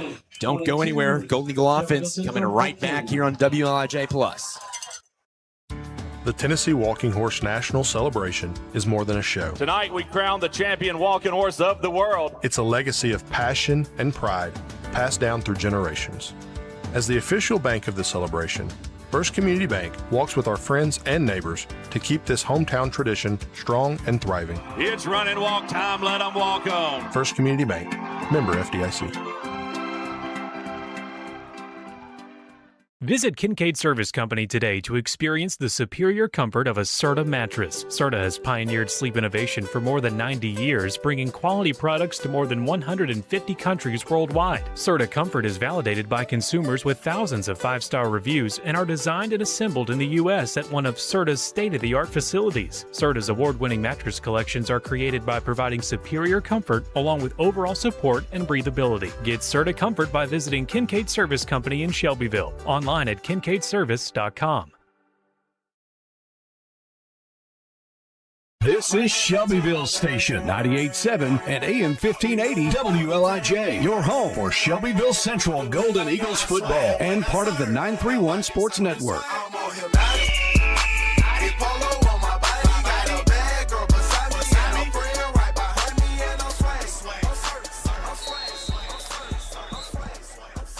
Brown and Tipton back to receive yet again for the Golden Eagles. Todd Gardner breaking free for a 44-yard touchdown, his third score of the night. Kick is off, going to the right side. Tipton with another chance, redeems himself, catches it in stride this time. He's at the 20, breaking away, 25, flag down, goes out of bounds at the 30, and might be some extracurriculars that time. Number 30, Dylan Wiles, the senior linebacker for Marshall County, engaging in some extracurriculars. A couple of flags down on the gridiron after that one. Yeah, I believe they initially got him for, looks like it'll be holding on the Golden Eagles originally, and no unnecessary roughness on Wiles, which feels weird to not. I'm going to be scratching my eyes after that one, maybe cleaning the glasses. Because I didn't think a holding negated slamming somebody into their own sideline's turf. But nevertheless, Golden Eagles back out, and Scion Rucker not out there. Hudson Oaks going to get his third drive of the night. And Coach Dryden truly going to the revolving door strategy. And it's worked a little bit more than they had found before. Yeah, when you have this many running backs with that much talent, you just throw one out there. If they don't work, bring in the next one, and then the next one, and then the next one. If only it worked that way for quarterbacks. So Oaks going to get his third drive of the night, hands it off to Long, and Long immediately puts the head down. Might have gotten 2.5 yards that time in the rugby scrum. Yeah, Long really not afraid to search for contact, but that time probably should have looked up a little bit more. So Gold Eagles will get exactly a yard off of that one. 2nd and 9 from their own 13. Clock ticking away. 8:15 left to play here in the third quarter. Willie Failer alongside me, Braden Blackwell here on WLIJ+. Snap to Oaks is low, picked up by Brown Jr. Jr. trying to run away, and 5 different Marshall County defenders getting a hand on LaRon Brown Jr., but not before a gain of 3. And avoiding disaster. And right now, the Golden Eagles, they gotta find some consistency, not only under center, but at center as well. Yeah, that snap too low for both Brown and Oaks, as there is a Tiger down on the field. A Marshall County player down, as Braden said. Going to be a timeout on the field. 7:49 left on the clock, and looks like he's going to need some help up. Golden Eagles trail 22-14. We'll be back right after this. Schedule to get your property surveyed today at Northcutt Surveying. We provide services such as boundary surveying, topographical surveys, construction layouts, and more. We've been giving our customers accurate and precise results since 1965. Give us a call today at 931-684-2741 so we can help you improve your tomorrow. That's Northcutt Surveying in Shelbyville. And always remember, once an eagle, always an eagle. Looking for culvert pipe or heavy equipment? Clanton Pipe and Supply has got you covered. With over 30 years of experience, they carry all sizes of corrugated plastic and metal pipe, and if they don't have it, they'll get it fast. Plus, check out their lineup of heavy equipment: skid steers, backhoes, mini excavators, and more. Call Clanton today at 931-684-4847, 904 Madison Street, Shelbyville. Is number 0, Travian Mathis, 2027, running back, outside linebacker. You're on the hometown call for Shelbyville Central Football. 98.7 FM, 1580 AM, WLIJ. Oaks hands off to Brown, and LaRon Brown Jr. continues his strong night, reaching for the chains as he goes out of bounds and converting yet another Lee Adcock construction first down. Yeah, Brown, you can guarantee that he is going to get to that marker by any means necessary. And as it said right there, ain't no rest for the wicked. And right now, the wicked is LaRon Brown. We talked about the running back by committee for the Golden Eagles, and it's really been riding the hot hand. LaRon Brown Jr. has been hot tonight. Hudson Oaks next to him at quarterback. To his right, 3 receivers to the left in a trips formation, Jackson Thim included, the star tight end. Oaks gets the snap, hands off to Brown to the right side, runs away from the trips, and Brown going to get 2 to 3 yards that time on first down, moves the ball across the 25-yard line. Yeah, a little bit of an awkward tackle there, but apparently it was clean. Looked like they might have gotten a little bit of that, little piece of that jersey to bring him down. Golden Eagles offense has really found some success in their own territory, but stalling out quite a bit midfield and into Marshall County territory, needing a chunk play. Oaks throws over to Thim, and the bubble pass is short. Thim having to lay out, and they will rule it incomplete. Thim not able to cradle that one in before the turf does. So 3rd and long for Shelbyville. 6:19 on the clock. 3rd and 7 upcoming. Golden Eagles trail 22-14 here on WLIJ Plus. And that's one of the things about this quarterback rotation that we've been speaking of. Got to find somebody that works, and right now, just seems to be a little bit of miscommunication and a lot of struggling on those comeback routes. Yeah, they certainly haven't been on fire through the air, but Marshall County not finding that aerial success as much either. Oaks hands off Brown, off to the races, runs through 3 and a first down. LaRon Brown Jr. has been ridiculous tonight, Braden. You know, I think it's starting to get redundant. I think we can just say LaRon Brown Jr. did what LaRon Brown Jr. does. I mean, he is just having a heck of a night, whether it's the elusiveness or the toughness, breaking through the tackles. When his number has been called, he's done everything he can for the Golden Eagles. And they're going to need a little bit more here as clock ticks under 6 minutes. Oaks hands off to Brown. 2 flags coming in. Brown dancing around regardless. He's going to break free and gets the first down yet again. The last man there able to drag him down. Number 15, Christian O'Neill. Able to get him by his shoestrings, but it looks like a flag might drag this one back regardless. Might have been some issues with the alignment. Eli Prince getting a couple of looks from the sideline. It'll be just that, an illegal shift against Prince. Yeah, and a little bit of a buzzkill there in terms of all the flags you could get. You expected a holding, and you get an illegal shift. So definitely something Shelbyville has a little bit of concern for after getting that momentum. Well, and that's the crazy part, too, is, you know, if it's a holding, you kind of, you go, okay, yeah, you got me. But an illegal shift on a run that wasn't even towards that receiver really rips your heart out. Either way, 1st and 15, Oaks hands it off. Looks like it's Mathis back in, and Mathis barreling through like a wrecking ball. He'll make it 2nd and 7, give or take, after rumbling down past the 40. It'll be a little bit more than that, a generous spot. 2nd and 2 for Mathis. For the Golden Eagles. Goes right back to Mathis, and a really patient run that time. He gets the first down after letting his block set up and tumbles out of bounds at the Shelbyville 49.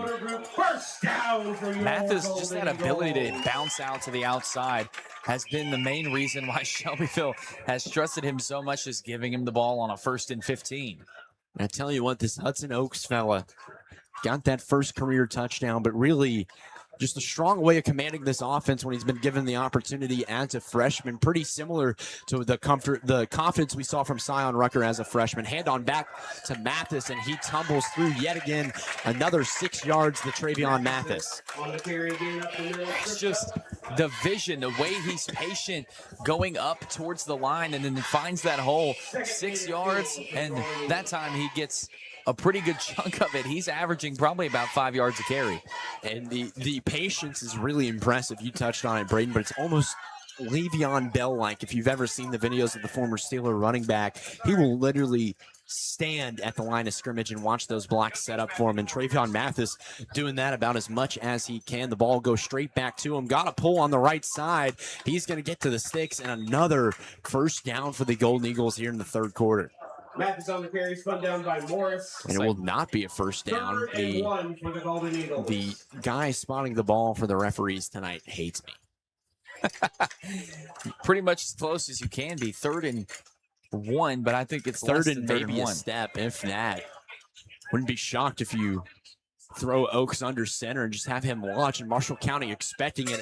A 7-man front right now. Only 3 guys more than 3 yards away from the line of scrimmage. Tipton motions from the left to the right. Oaks looks, checks, ready for the snap, hands it off to Mathis. Mathis dropped in the backfield. What a play. Yet again, number 10, Marks Mitchell. And that dude is a heat-seeking missile, man. I mean, he has come up. That is the 3rd 4th down. He is forced by himself. for Marshall County. And Shelbyville going to go ahead and stay out here, give Oaks a chance to convert the 4th down. Yeah, he has just been, anytime you hear a name be called out on this Marshall County defense, he has been the one guilty as charged. And looking to do it again. It'll be 4th and 4 from the Marshall 45. Oaks with a back to his right, 1-by-1 receivers and 2 tight ends to the left. Looks like a Marshall County man jump, no flag, and all of Bedford County letting them know about it that time. And possibly going to be a timeout burnt by the Golden Eagles, so it could have just been Dryden trying to get guys to jump off sides. So it'll be interesting to see where the Golden Eagles go from here. 2:33 on the Kincaid Service Company scoreboard. Golden Eagles trail 22-14. It's getting pretty close of calling it a desperate need for a score here. Marshall County on a 16-point run. They fixed it mid-game. Sweet. Up on the scoreboard. Just wanted to point that out. I've been trying to get that fixed, but it's fixed. If you head out, if you get the opportunity to come to a game in Shelbyville, a WLIJ ad up on that big scoreboard off to the left end zone. And it looks like the Golden Eagles are going to send the offense back out there possibly, or it could be a different punter. Jackson Thim not out with this group.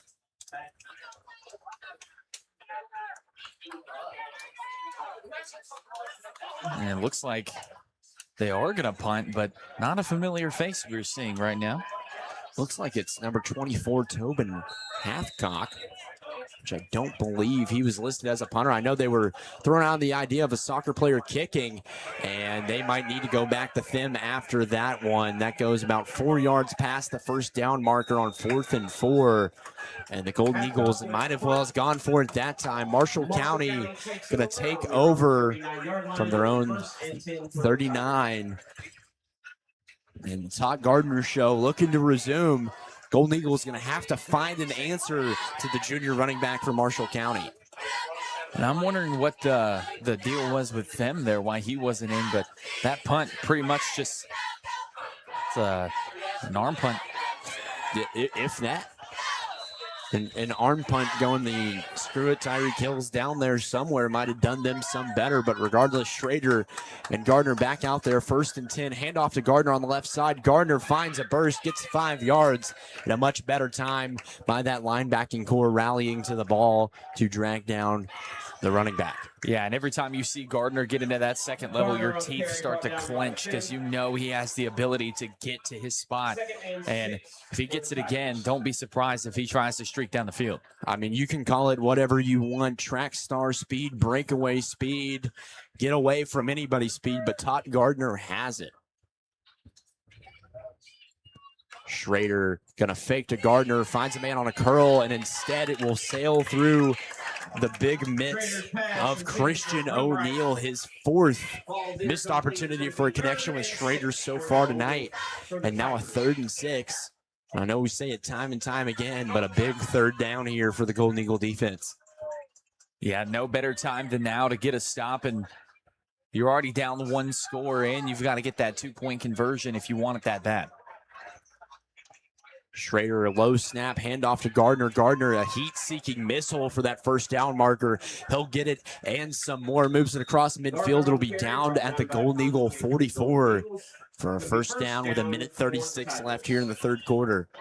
Yet again, Golden Eagles trail 22-14 here on WLIJ Plus. And if you're joining us here on WLIJ Plus, whether it be on Facebook or YouTube, once again, just want to thank you so much for tuning into Golden Eagle football here on Thursday night. And Shelbyville got to get that front 4 active after Gardner right now. Schrader fakes to Gardner, looking deep, one-on-one. He's got a man and fails to hook up with number 3, Kendrick Tears. He had about 3 steps on Eli Prince. Prince was burnt off the line, and Eli Prince saved by the bell that time. It'll be 2nd and 10 from the 46. And you haven't seen Marshall County really let one fly like that. And that one seemed like it was on target, just outside of reach for his target. And so that'll make it 2nd down for Marshall County. And really the first time we've seen Schrader shoot deep, a couple of intermediate passes, couple of attempts at 15 yards or so, but really letting that one fly. The ball landing on the 20, tiers somewhere around the 22 when it happened. I expect this one to go back to Gardner, and they'll do just that, inside zone to the left side. And Gardner going to get brought down at the line of scrimmage. A heck of a tackle. J.J. Tipton getting down and dirty from the secondary. And finally, someone able to put a stop on Gardner, and maybe a little bit of a boost for this Golden Eagle defense. 3rd and 9. And some fresh legs coming in for that defensive line. Number 8, Bryce Carter, who was really a game changer last week against Tullahoma. He's been a little quiet so far tonight, but I doubt he ends the night without us having to mention his pass rush. 3rd and 9, Schrader back deep, a screen, and it's almost nearly picked off. Oh my goodness, Schrader was in trouble. It looked like a screen without a receiver to catch the screen. He threw up a prayer, and Trey Taylor almost had that one fall in his hands. Nearly disaster for Marshall County. Instead, they'll send out the punt team on 4th and 9. Boy, if he got that interception, this place probably would have lit up, because he had a lot of green grass, and I don't know about the speed, but he's got the ability. Only would have been a couple guys to beat. Schrader was the only Marshall County player that would have been in front of him, and he was on the ground with 2 defensive linemen in front of him, so I would have been surprised at the least. Snap is off. The punt is up. A little bit of a wobbler. Tipton going to get away from it. Bounces at the 20. Going to flirt with getting inside the 15, and it'll be down at the 17. So a punt that certainly does its job for Marshall County. Golden Eagles will come back out for the 3rd time here in the 3rd quarter with 14 seconds on the clock, enough time for a play or 2 as they trail Marshall County 22-14. The defense keeping them in it, but this offense going to have to find a light pass midfield. Yeah, and Shelbyville got to get going on offense, because you've only got 14 seconds here, and then after that, you've got 12 minutes to go, and you are in a really tough spot right now, and you've got to get that 2-point conversion too, unless you want to gamble on something, but I don't see why you would at this point. Sion Rucker back at quarterback with 14.4 on the clock. Titan Long going to be the back to start the this drive with him. Fakes it to Long, out to Prince, nearly intercepted. Oh my goodness, Todd Gardner. Who else but Todd Gardner for Marshall County, and he could all but taste his 4th touchdown of the night. Yeah, a little bit of a knuckleball that time from Rucker, trying to get it out to the flat yet again. They really like those plays on the outside, especially to the open side of the field, as they'll line up in the same formation. Rucker hands off to Long bouncing to the right side, going to try to dart up. He might have gotten 2-3 yards at the most. And that'll do it for the 3rd quarter, the first scoreless frame here in Shelbyville on a humid Thursday night. Golden Eagles trail 22-14, but can the blackout magic help them out in the 4th quarter? Stay tuned to WLIJ Plus to find out. Don't go anywhere. We'll be right back. Schedule to get your property surveyed today at Northcutt Surveying. We provide services such as boundary surveying, topographical surveys, construction layouts, and more. We've been giving our customers accurate and precise results since 1965. Give us a call today at 931-684-2741 so we can help you improve your tomorrow. That's Northcutt Surveying in Shelbyville. And always remember, once an eagle, always an eagle. Looking for culvert pipe or heavy equipment? Clanton Pipe and Supply has got you covered. With over 30 years of experience, they carry all sizes of corrugated plastic and metal pipe, and if they don't have it, they'll get it fast. Plus, check out their lineup of heavy equipment: skid steers, backhoes, mini excavators, and more. Call Clanton today at 931-684-4847. 904 Madison Street, Shelbyville. You gotta fight for your right to party.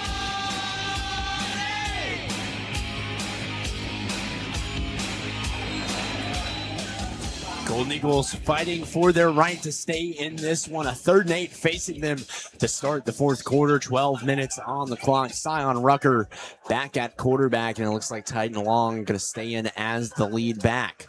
Rucker rolls to his left side, has a cavalcade to help him. Pass complete. Receiver fell down, but he's short of the sticks. So a heck of a decision here for Judge Ryden and company. And we'll see where they spot it. They're actually going to move the chains. So the Golden Eagles saved by the bell yet again. An elite Adcock construction first down. Sion Rucker completing one of his, I believe, his first pass of the second half. Yeah, it's been a bit of a tight spot getting the ball through the air, but wouldn't imagine they stray away from the run. It's been an issue of Rucker finding some consistency in the air, hands it off to Long. And a pretty consistent effort that time across the Marshall County defensive front. Long about to sniff out a yard or two on the play. Looks like they're going to call it a 2nd and 9. 2nd and 9. Yeah, Long once again just going right into that parade of helmets and jerseys and not being able to get much out of it. LaRon Brown Jr. back in as the running back for the Golden Eagles. Rucker going to shift him around. And Nowland in there as a fullback for this crew. Rucker loses the snap. Marshall County ball. Oh my goodness. Fumble on the play, recovered by Marshall County. And the silence in Shelbyville is deafening right when this offense felt like it was hitting its stride once again. Sion Rucker quite literally drops the ball on an extended handoff. Looked like he was trying to pull it out of the arms of LaRon Brown Jr. And instead, the Marshall County Tigers going to come up with that one, pulling it off the turf. And Marshall County's offense going to take over on the Shelbyville 24. And right now, Braden, I don't believe that it's hyperbole to say this drive could be the ball game. Yeah, it really isn't at all. Marshall County goes heavy, hands it off to Gardner. Gardner dips back behind the 30, gets back to the line of scrimmage. He's out of the tackle. My goodness, Todd Gardner have a night, and he is going crazy, folks. Todd Gardner with what could be the game of his life to this point right now. It's Todd Gardner, 28, Shelbyville 14, on a ball snapped at the 24-yard line, took the handoff, and if you've taken algebra / remember it, I mean, that was the definition of a parabola. Went straight back to the 30-yard line, almost like the Deshaun Jackson miracle at the Meadowlands about 20 years ago. And Gardner, shifty as can be, the Golden Eagles simply can't bring him down. Yeah, not much you can do there other than try. And Gardner slips away once again. Hold is good, kick is up, and Marshall County extends their lead to 29-14. And with 10.5 left, a lot of answers, a lot of questions to be answered for the Golden Eagle offense. And for Sion Rucker and the rest of this young group, time to really see them and watch them grow up. We'll be back here with 10.5 to play on WLIJ Plus. Golden Eagles trail 29-14. The Tennessee Walking Horse National Celebration is more than a show. Tonight we crown the champion walking horse of the world. It's a legacy of passion and pride passed down through generations. As the official bank of the celebration, First Community Bank walks with our friends and neighbors to keep this hometown tradition strong and thriving. It's run and walk time, let them walk on. First Community Bank, member FDIC.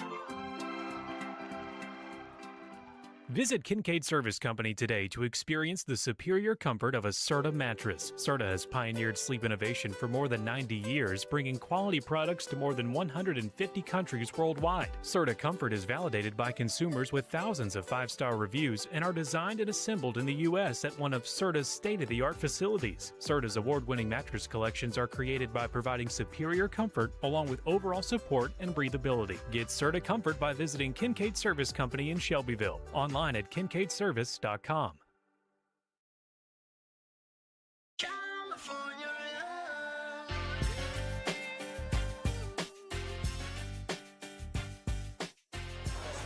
And Todd Gardner certainly finding some of that California love so far here tonight. 4 scores to his name, the heart and soul of the opposing Marshall County Tiger offense. And Marshall County leads 29-14 off of the back of Gardner. The kick is up and away with 10:34 to play. And J.J. Tipton going to let that one sail through the back of the end zone. So we'll see who comes out as the signal caller for the Golden Eagles. Hudson Oaks lining up with the starting offense.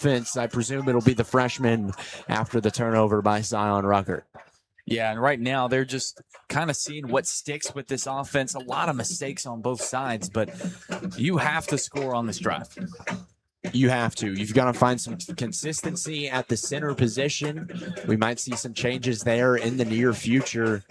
About up to at least 7 or 8 bad snaps so far tonight, and then you got to find some consistency at quarterback as well. Oaks will have Travion Mathis lined up next to him, receives the snap, handoff to Mathis. He cuts upfield, and 4 different Marshall County defenders able to bring him down. Looks like just behind the line of scrimmage, so that'll be 2nd and 10 outside of the 20-yard line for the Golden Eagles. Yeah, and you want to run the ball, but eventually it's going to put you in a position where you simply can't. Yeah, and that's where you got to take that quarterback gamble. We've seen about 5 passes tonight, I believe. Hudson Oaks, 1 attempt in his first career touchdown, and then Zion Rucker with 4 of his own, 1 for a touchdown, 1 other completion, the rest falling incomplete. Oaks drops back, he will throw, looking deep, finds a man on a crosser. Eli Prince going to stay up, a lazy tackle that time by Marshall County, and nearly a horse collar by Christian O'Neill. Lucky to see the flag stay up, but regardless, a Lee Adcock construction first down that Shelbyville's offense badly needed. That was a heck of a ball from Oaks back there, right over that underlying out route that was going out into the flat, and I mean, so far, I've been pretty impressed with what the freshman is bringing to the table. Certainly had a little bit of zip on that one. Handoff goes to Mathis. He's got 2 pullers, runs through a defender anyway, and a 4-yard gain for Travion Mathis on first down. Once again, looking at that running back room for the Golden Eagles, Torion Mathis, the younger of the 2, has been ruled out for tonight's ball game. Never put the pads on after the injury last week. That's led to an increased role for LeRon Brown Jr., but we've seen a steady diet of Titan Long and Travion. It'll go right back to Travion, and he's runs into a brick wall after about 1.5 yards, so that'll set up 3rd and medium for Hudson Oaks. And never mind, Oaks running off the field. Zion Rucker going to go back in, and the first time we've seen a quarterback change mid-drive. And Braden, looks like you don't agree with this one from Coach Dryden. Yeah, I think Oaks completed a pass. He's been controlling the offense. Why change it now? I mean, I hope it works out for him, though. Rucker certainly has the explosiveness, but might be a little bit more consistency. Rucker going to drop back, throws a fade ball with a man in his face, and incomplete that time in search of J.J. Tipton. And Zion Rucker never really having a chance on that one. A little bit cold after not being in at all at quarterback on this drive with a man in his face. And Jackson Thim going to trot out there, and we'll see if it's the punt team or not. Rucker and some other mainstays on this first team offense going to stay. And it looks like Judd Dryden going to go for broke on 4th and 3 from his own 38. Golden Eagles trail by 15 with 8:20 to play. And that full house formation going to motion Thim over. The snap to Rucker, hands it off on 4th and 3. And can he find the down marker? It's going to be close. We'll see if they've got it in a flag down late after the play. So lots to sort out here. But for now, the chains picked up, look like they might be moving. But to be determined here. And Mathis's helmet comes off too, so he's going to be out for the next play. So a face mask going to go against Marshall County. So yet again, a Lee Adcock construction first down for the Golden Eagles. And Shelbyville starting to get a little bit of moving and grooving here. That face mask going to help them out. Ball is downed at the 47. Would like to see a little bit more help on a face mask, but regardless, Rucker going to stay in at quarterback, but Oaks nearby Dryden just in case his number is called. Bad snap through Rucker's legs. He falls down. That's a 15-yard loss, and it's starting to become inexcusable for the Golden Eagles out here with their problems at center. And that one didn't even look like it got any elevation. Looked like it just slid purely across the turf. Didn't even look like it got any arch. And you don't want to be too hard on any of these kids because, I mean, you realize at one point that's a game, it's just high school football, but at the same time, as a center, this is the kind of conditions you dream of. It's gotten down in the low 80s. It's dry everywhere.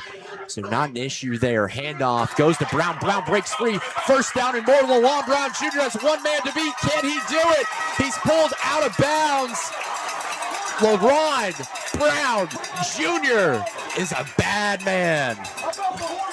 And that's a good way to make up for it. And I agree with the fan down there. That was a horse collar for sure. I felt that was the necessary call. But even then, they're getting down to the 5-yard line. And the Shelbyville squad with a little bit of life. So rumbling, tumbling, and bubbling, LaRon Brown Jr.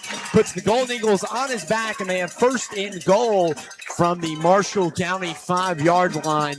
And Shelbyville needs to score here pretty bad. 7:18 on the clock. Fourth quarter, they trail 15. They're going to need 2 touchdowns and at least 1 conversion for some help. Rucker in there. Mathis coming in. Brown comes out after the big run.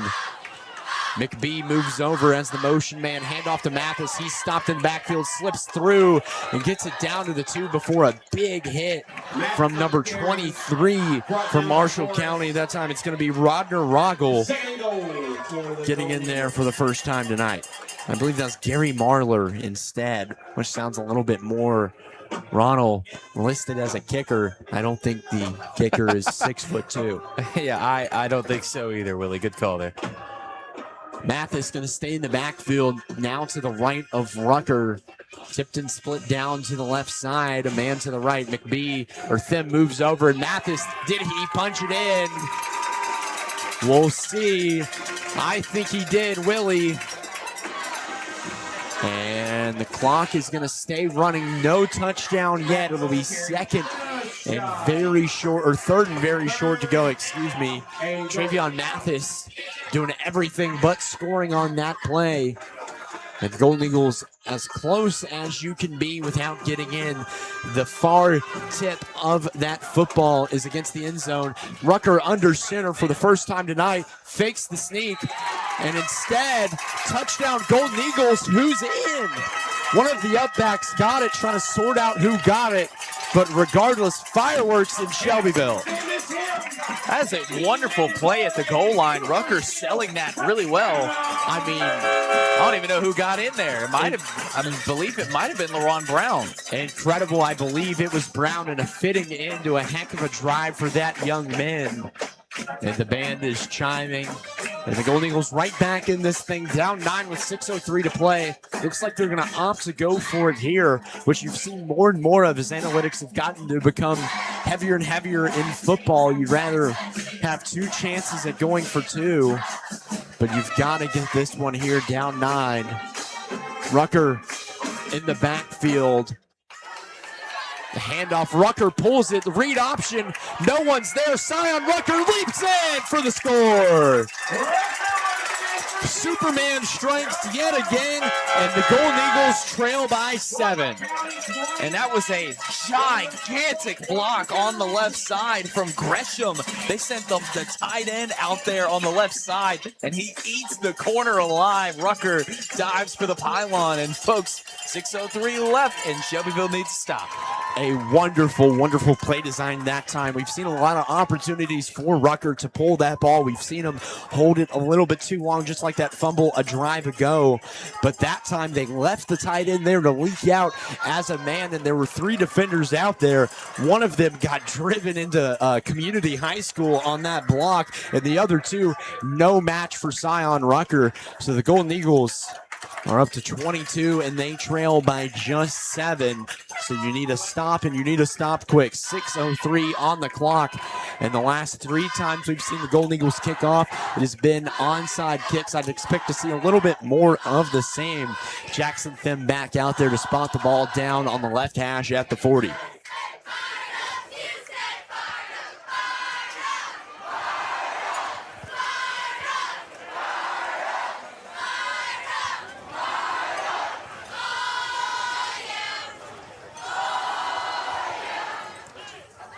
And so Thim once again getting ready to spot the ball to his liking, getting that ball down on the tee. And Marshall County just a little bit of extra intent towards that middle of the field at the 50-yard line. And their farthest back returner is about the 25-yard line. Wouldn't be shocked to see Thim try to get it back to him or put it over them. Thim starts off at the 30, runs up to the 40, and onsides it, and that one gonna be close, but it's gonna leak out 5 yards shy. So the Golden Eagles continue their obsession with the onside kick, and Thim is 0 for 3 with 2 pretty close tries, and that time that one about as wide right as it's gonna get. Falling out of bounds at the 45-yard line, so that'll set Marshall County up to start things out at about the 40 after the flag for the illegal kick. Yeah, not a bad attempt once again, but got to get a little bit more under that. I know he really wants to get that onside, but you're taking more of a gamble by taking those really shallow ones and praying for the roll. So Todd Gardner, a frequent flyer with the Shelbyville end zones. He's definitely racking up those air miles.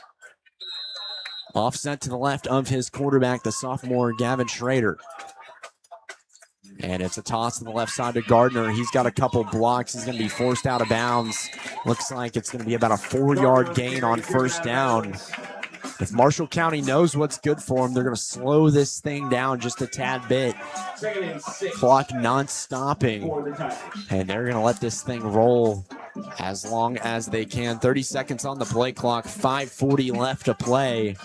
I would expect to see Schrader in the gun until around the 5-minute, 20-second mark.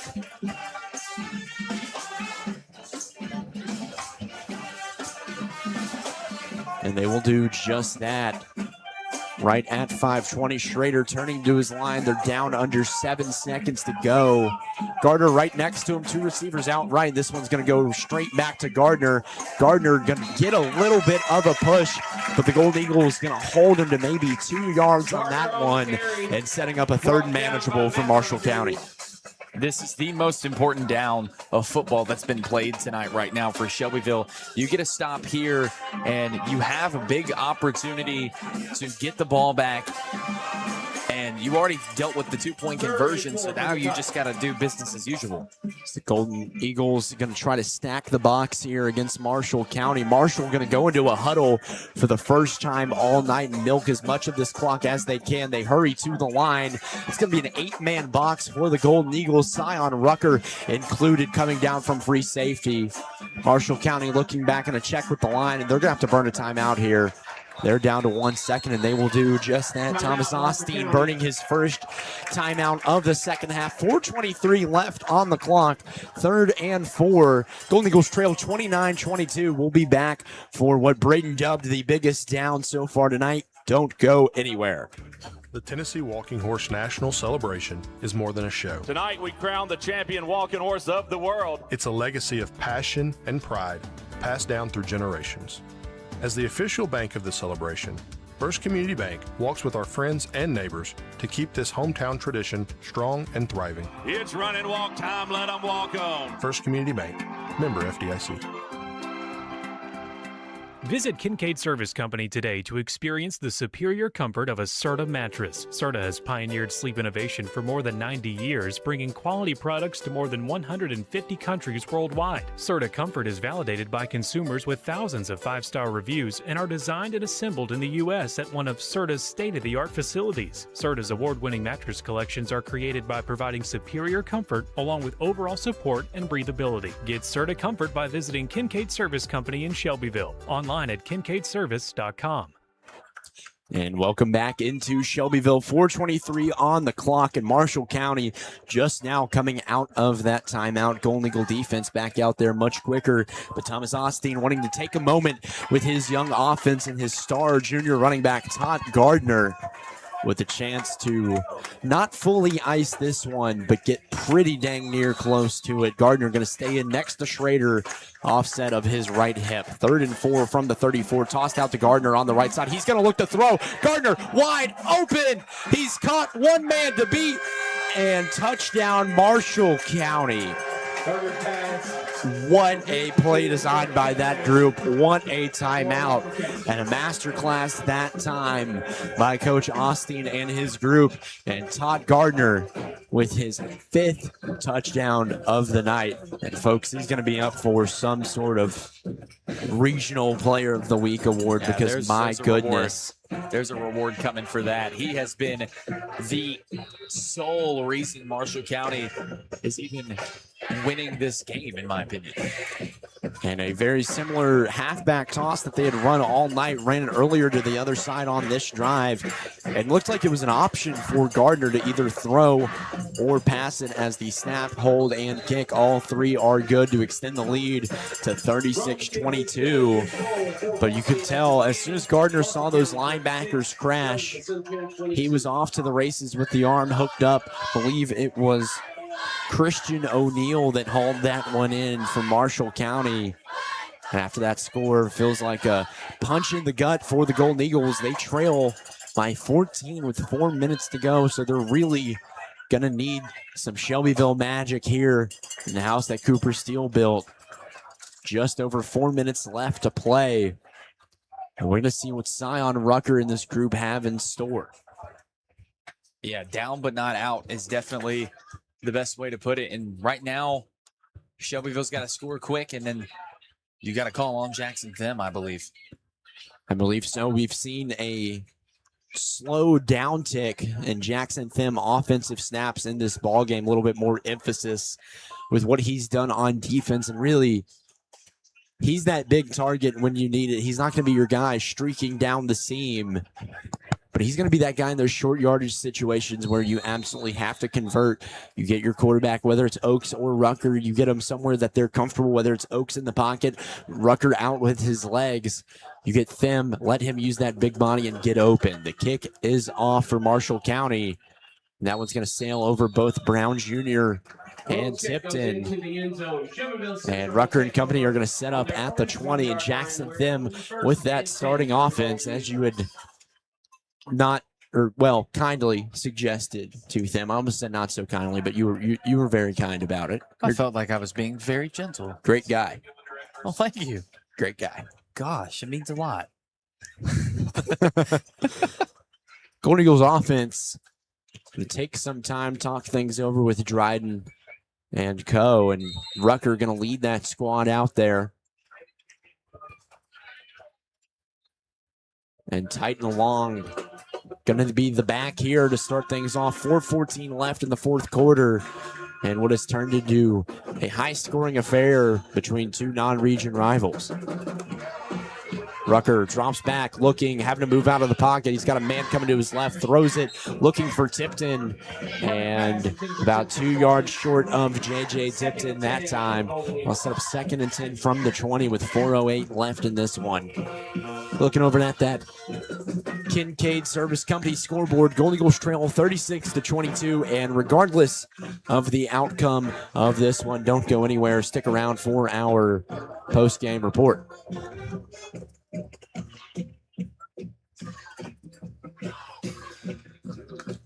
Rucker claps, fakes the handoff, looking left, throws left, and that one sailed into the next area code over. So Rucker 0 for 2 here on this drive in just over 4 minutes. You got to believe Dryden and everyone else on that sideline, you got to go for broke at this point. 3rd and long, ball on your own 20. You're down 2 scores. You've got all 3 timeouts here, but right now you're not worrying about a timeout. You're worrying about moving the sticks. And it's been a question about whether Scion Rucker can be the man to do that for this offense.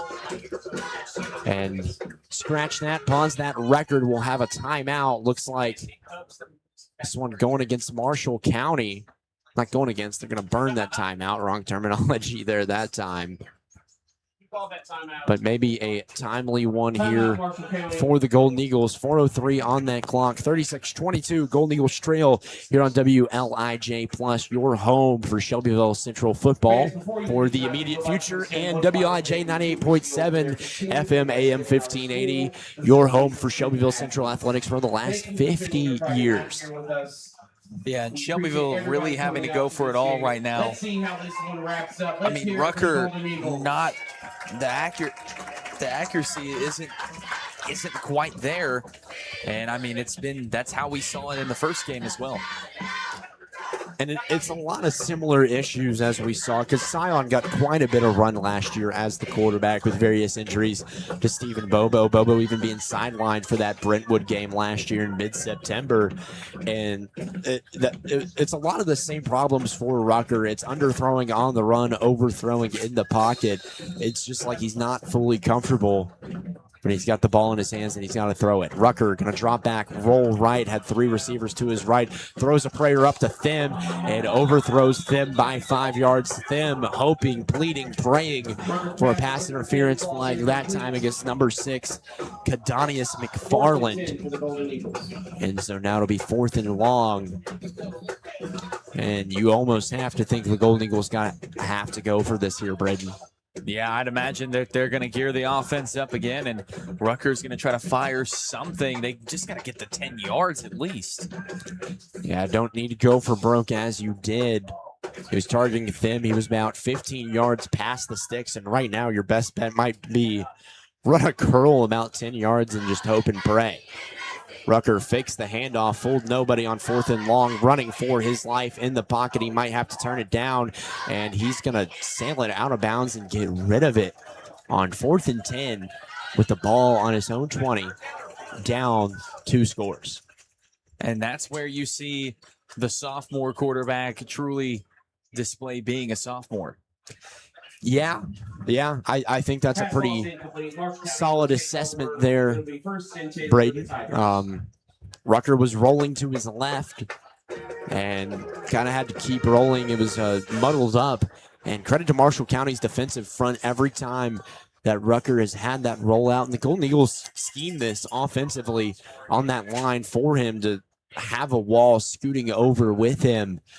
And instead, that time looked like there was no wall to be found, and there was not even a receiver to be found on that side of the field. And looked like that one just was out of control from the start. A heavy set handoff to Gardner. He'll get 3 yards on 1st down, moving up to the 17. Gardner slowed down by Brown. And right now, I don't think it's going to be too many hard decisions for Thomas Austin, Gavin Schrader, Todd Gardner, and the rest of the Marshall County Tigers. 5 touchdowns already, and all 5 of them having Gardner 1 synonymous with them.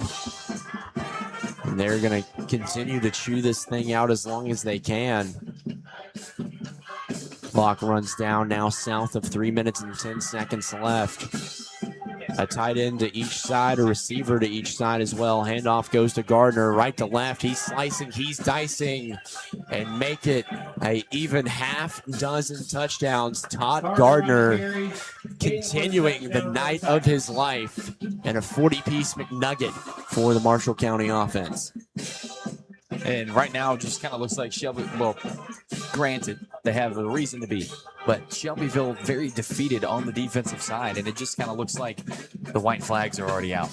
Yeah, it absolutely looked like that. You can call it. You can question the effort. You can question the scheme. You can question the coaching. But the one thing you can't question so far tonight has been the speed of Todd Gardner. And you can't question the inability of the Golden Eagles to get a hand on him and get him down.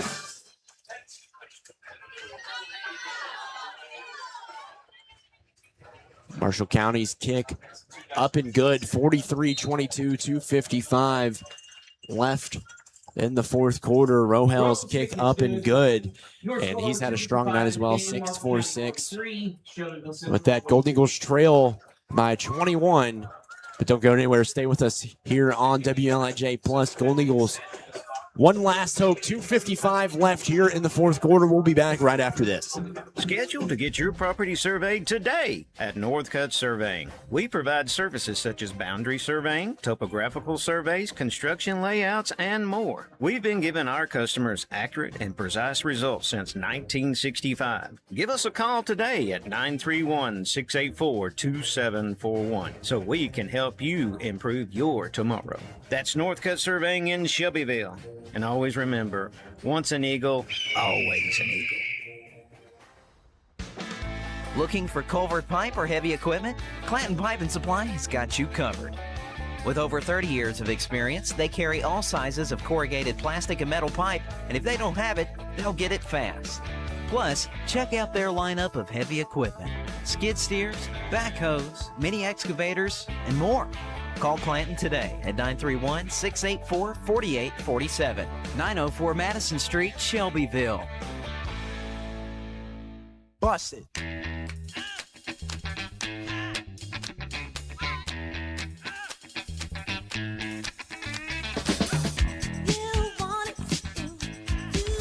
And Todd Gardner has busted to the end zone 6 times so far tonight. And LeBron Brown Jr. going to be down inside the 10, looks like around the 8-yard line. Some issues bringing in that kickoff for the second time tonight for the Golden Eagles special teams.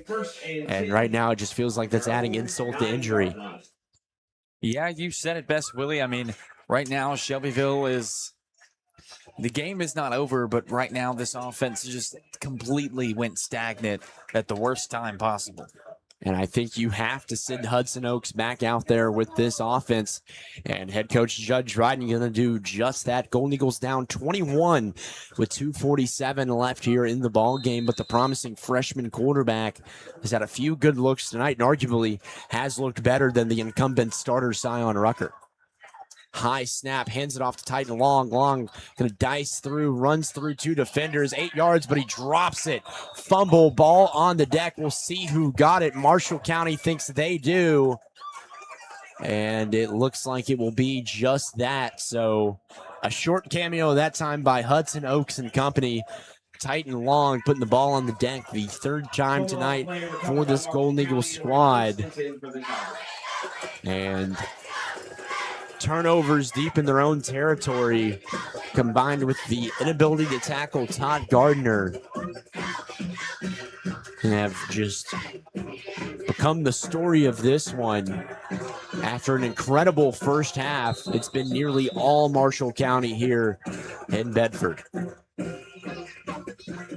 Yeah, and right now, after that fumble right there, this team's, Shelbyville's morale is definitely somewhere below the field. Looks like Marshall County possibly coming out in victory formation a little bit early for that. With 2:40 to play. And he'll come into number 2, Dash Mays. He'll go ahead and knee it down to start that clock counting down. Todd Gardner out there doing his victory lap here for Marshall County, pointing to the skies, whether it be to whoever, whatever he believes in, or a dearly departed relative. Whoever's looking down on Todd Gardner tonight, they have got to have the biggest smile on their face. Yeah, and those Tigers are out there dancing. They know, well, Todd Gardner knows. Second straight snap goes to Myers, and the victory formation will continue. And some extracurriculars here. Black and white jerseys intermingling, and number 52 being drug away. That'll be Sergio Vilches, the senior offensive lineman, would probably jawing at the Golden Eagles. And I got to say, against the way that this defensive line is playing, for a guy that's 6'2", 210, I would be a little leery of doing that regardless of the result on the Kincaid Service Company scoreboard. Yeah, the Marshall County is out there literally doing dance moves mid-play. Yeah. Somehow I feel like they have earned that right. They've came out here and they've played a great ball game, and right now third and Marshall County, and they're still. Yeah, Mays, the backup running back, literally dancing as we speak. The timeout going to be burned. Trying to see who would do it. I feel like Dryden wouldn't wait this long to go ahead and throw a timeout out there. Might have been Austin. Trying to burn as much clock as he can for Marshall County. But right now, while we've got a moment, I'm going to go ahead and look forward at the rest of the schedule for the Golden Eagles, because we said last week district play is going to be here before you know it. And just like that, it is 6A Region 6 play starting next Friday. Golden Eagles going to play host to the Franklin Admirals. And best believe Golden Eagles going to have a chip on their shoulder after this game. Certainly not the best feeling out there watching Dash Mays, and Todd Gardner breaking out every dance move in the book, up 21 with 50 seconds to go. But that Admirals group, it's gonna be a group that's gonna fight hard, Braden. We saw last year Golden Eagles hit the road, and an offense that might have been a little less inspired than typical. Certainly didn't have the production, but still came out with the game-winning kick from Jackson Thim. That game next Friday, that'll be September 4th, 7 o'clock kickoff here on WLIJ Plus. We'll be live at 6:45 on Facebook Live and YouTube Live. Stream will be available in both places. And May's going to go back and kill as much time as he can. Throws the knee down with 47 seconds to play. And they're going to have to snap it at least one more time and bail out as long as they can. But past Franklin County, that's when we're going to get in this juicy part of the district schedule, Braden, because then we have our first road trip, one of only 4 this season, and the only one outside of the month of October. We'll hit the road to Thompson Station, take on Independence. And then back home, a 3-game homestand, Brentwood Summit, and pause on district play. They will host Clarksville. But they're going to go ahead and run out the clock on this one, under 10 seconds. And Marshall County comes out on top, 43. And your Shelbyville Central Golden Eagles, 22. Both teams move to 1-1. And once again, we will be back here live on WLIJ Plus at 6:45 next Friday as the Golden Eagles play host to the Franklin Admirals. Yeah, not the best performance from Shelbyville. Kind of crashed it down a little bit towards the end of that game, and eventually what is broken must fall, and we'll split 500 before we head to district play. So certainly a lot for Coach Judd Dryden and the rest of the Golden Eagles to look at as they hit the film room tomorrow. Golden Eagles fall 43-22 here on a Thursday night in Shelbyville. We're going to go ahead and send it to break, but don't go anywhere. We'll be right back with the Clanton Pipe and Supply post-game report. We'll be right back with that after these messages. The Tennessee Walking Horse National Celebration is more than a show. Tonight we crown the champion walking horse of the world. It's a legacy of passion and pride passed down through generations. As the official bank of the celebration, First Community Bank walks with our friends and neighbors to keep this hometown tradition strong and thriving. It's run and walk time, let them walk on. First Community Bank, member FDIC. Visit Kincaid Service Company today to experience the superior comfort of a Serta mattress. Serta has pioneered sleep innovation for more than 90 years, bringing quality products to more than 150 countries worldwide. Serta Comfort is validated by consumers with thousands of 5-star reviews and are designed and assembled in the U.S. at one of Serta's state-of-the-art facilities. Serta's award-winning mattress collections are created by providing superior comfort along with overall support and breathability. Get Serta Comfort by visiting Kincaid Service Company in Shelbyville. Online at kincaidservice.com. On game night, winning is everything. But at First Bank, we know life's big wins happen off the field. Like when you win that amazing heart, when you win your first classroom's respect, or when you win your employees' loyalty and find the home that wins their smiles. Life's big wins take a bank big on you. Join a team that helps you win not only on game day, but on days you never forget. First Bank, the official bank of TSSAA. Member FDIC, Equal Housing Lender.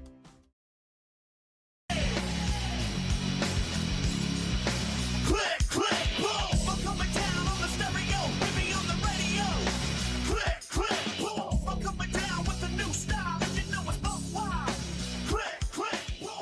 And for the final time tonight, welcome back into Shelbyville at Cooper Steel Stadium. Willie Failer alongside me, Braden Blackwell here bringing you the Clanton Pipe and Supply post-game report.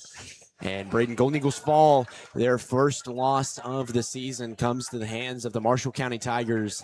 And Todd Gardner, the junior running back for Marshall County, having a whale of a night and even 6 touchdowns, which is crazy to even say. That was like a half dozen is just insane. But focusing things more back to the Shelbyville side, there's a lot of good things we saw tonight and even more bad things that we saw tonight, especially in that second half. We were talking about it over the break. Golden Eagles outscored 22-8 in that second half. You heard it here, right? 22-8. All of those points coming off of either the foot of Rodner Rohel, the sophomore kicker, or the junior running back, Todd Gardner, who once again found pay dirt 5 times with his legs and then once through the air for a wild, wild night. But after this one, Braden, because we mentioned it in the pregame report, we had some questions about this offense. And at the first half, it looked like a lot of them were solved. There were certain things that felt like they were kind of waiting to fall and certain drop-offs to happen, especially with the revolving door at running back, running out 4 different names consistently, and then running out 2 different quarterbacks consistently, both of them having flashes tonight. But Sion Rucker and the rest of that offense, the turnover bug came and got them late and really put them in a hole that they couldn't dig out of. And then Todd Gardner doing his best road runner and kicking the dynamite back in at Wile E. Coyote and making that hole even bigger. Yeah, Shelbyville, we talked a little bit about finding their identity, but now we got to kind of focus more on finding who's willing to step up and be that identity. Because we talk, you say revolving door, but it's kind of a revolving door that there's never, as far as we've seen in the past 2 weeks, there hasn't really been an opening. Yeah, because there's one thing in riding the hot hand, and there's another in just almost desperately looking for production. It really feels like that's what that offense is doing tonight. Some highlights of the game, though, looking back at it, especially that first half. Freshman quarterback Hudson Oaks connecting with the senior tight end Jackson Thim. Thim's second score of the season, and Oaks' first career touchdown on his first career attempt. And then Sion Rucker really showing that flash that we've seen from him, really displaying that athleticism on a botched snap, tipping it up to himself, rolling rolling left, and finding Kyvel Rippey in the end zone. Who Rippey, it was a circus catch by himself to haul that one down, but just an incredible play all around.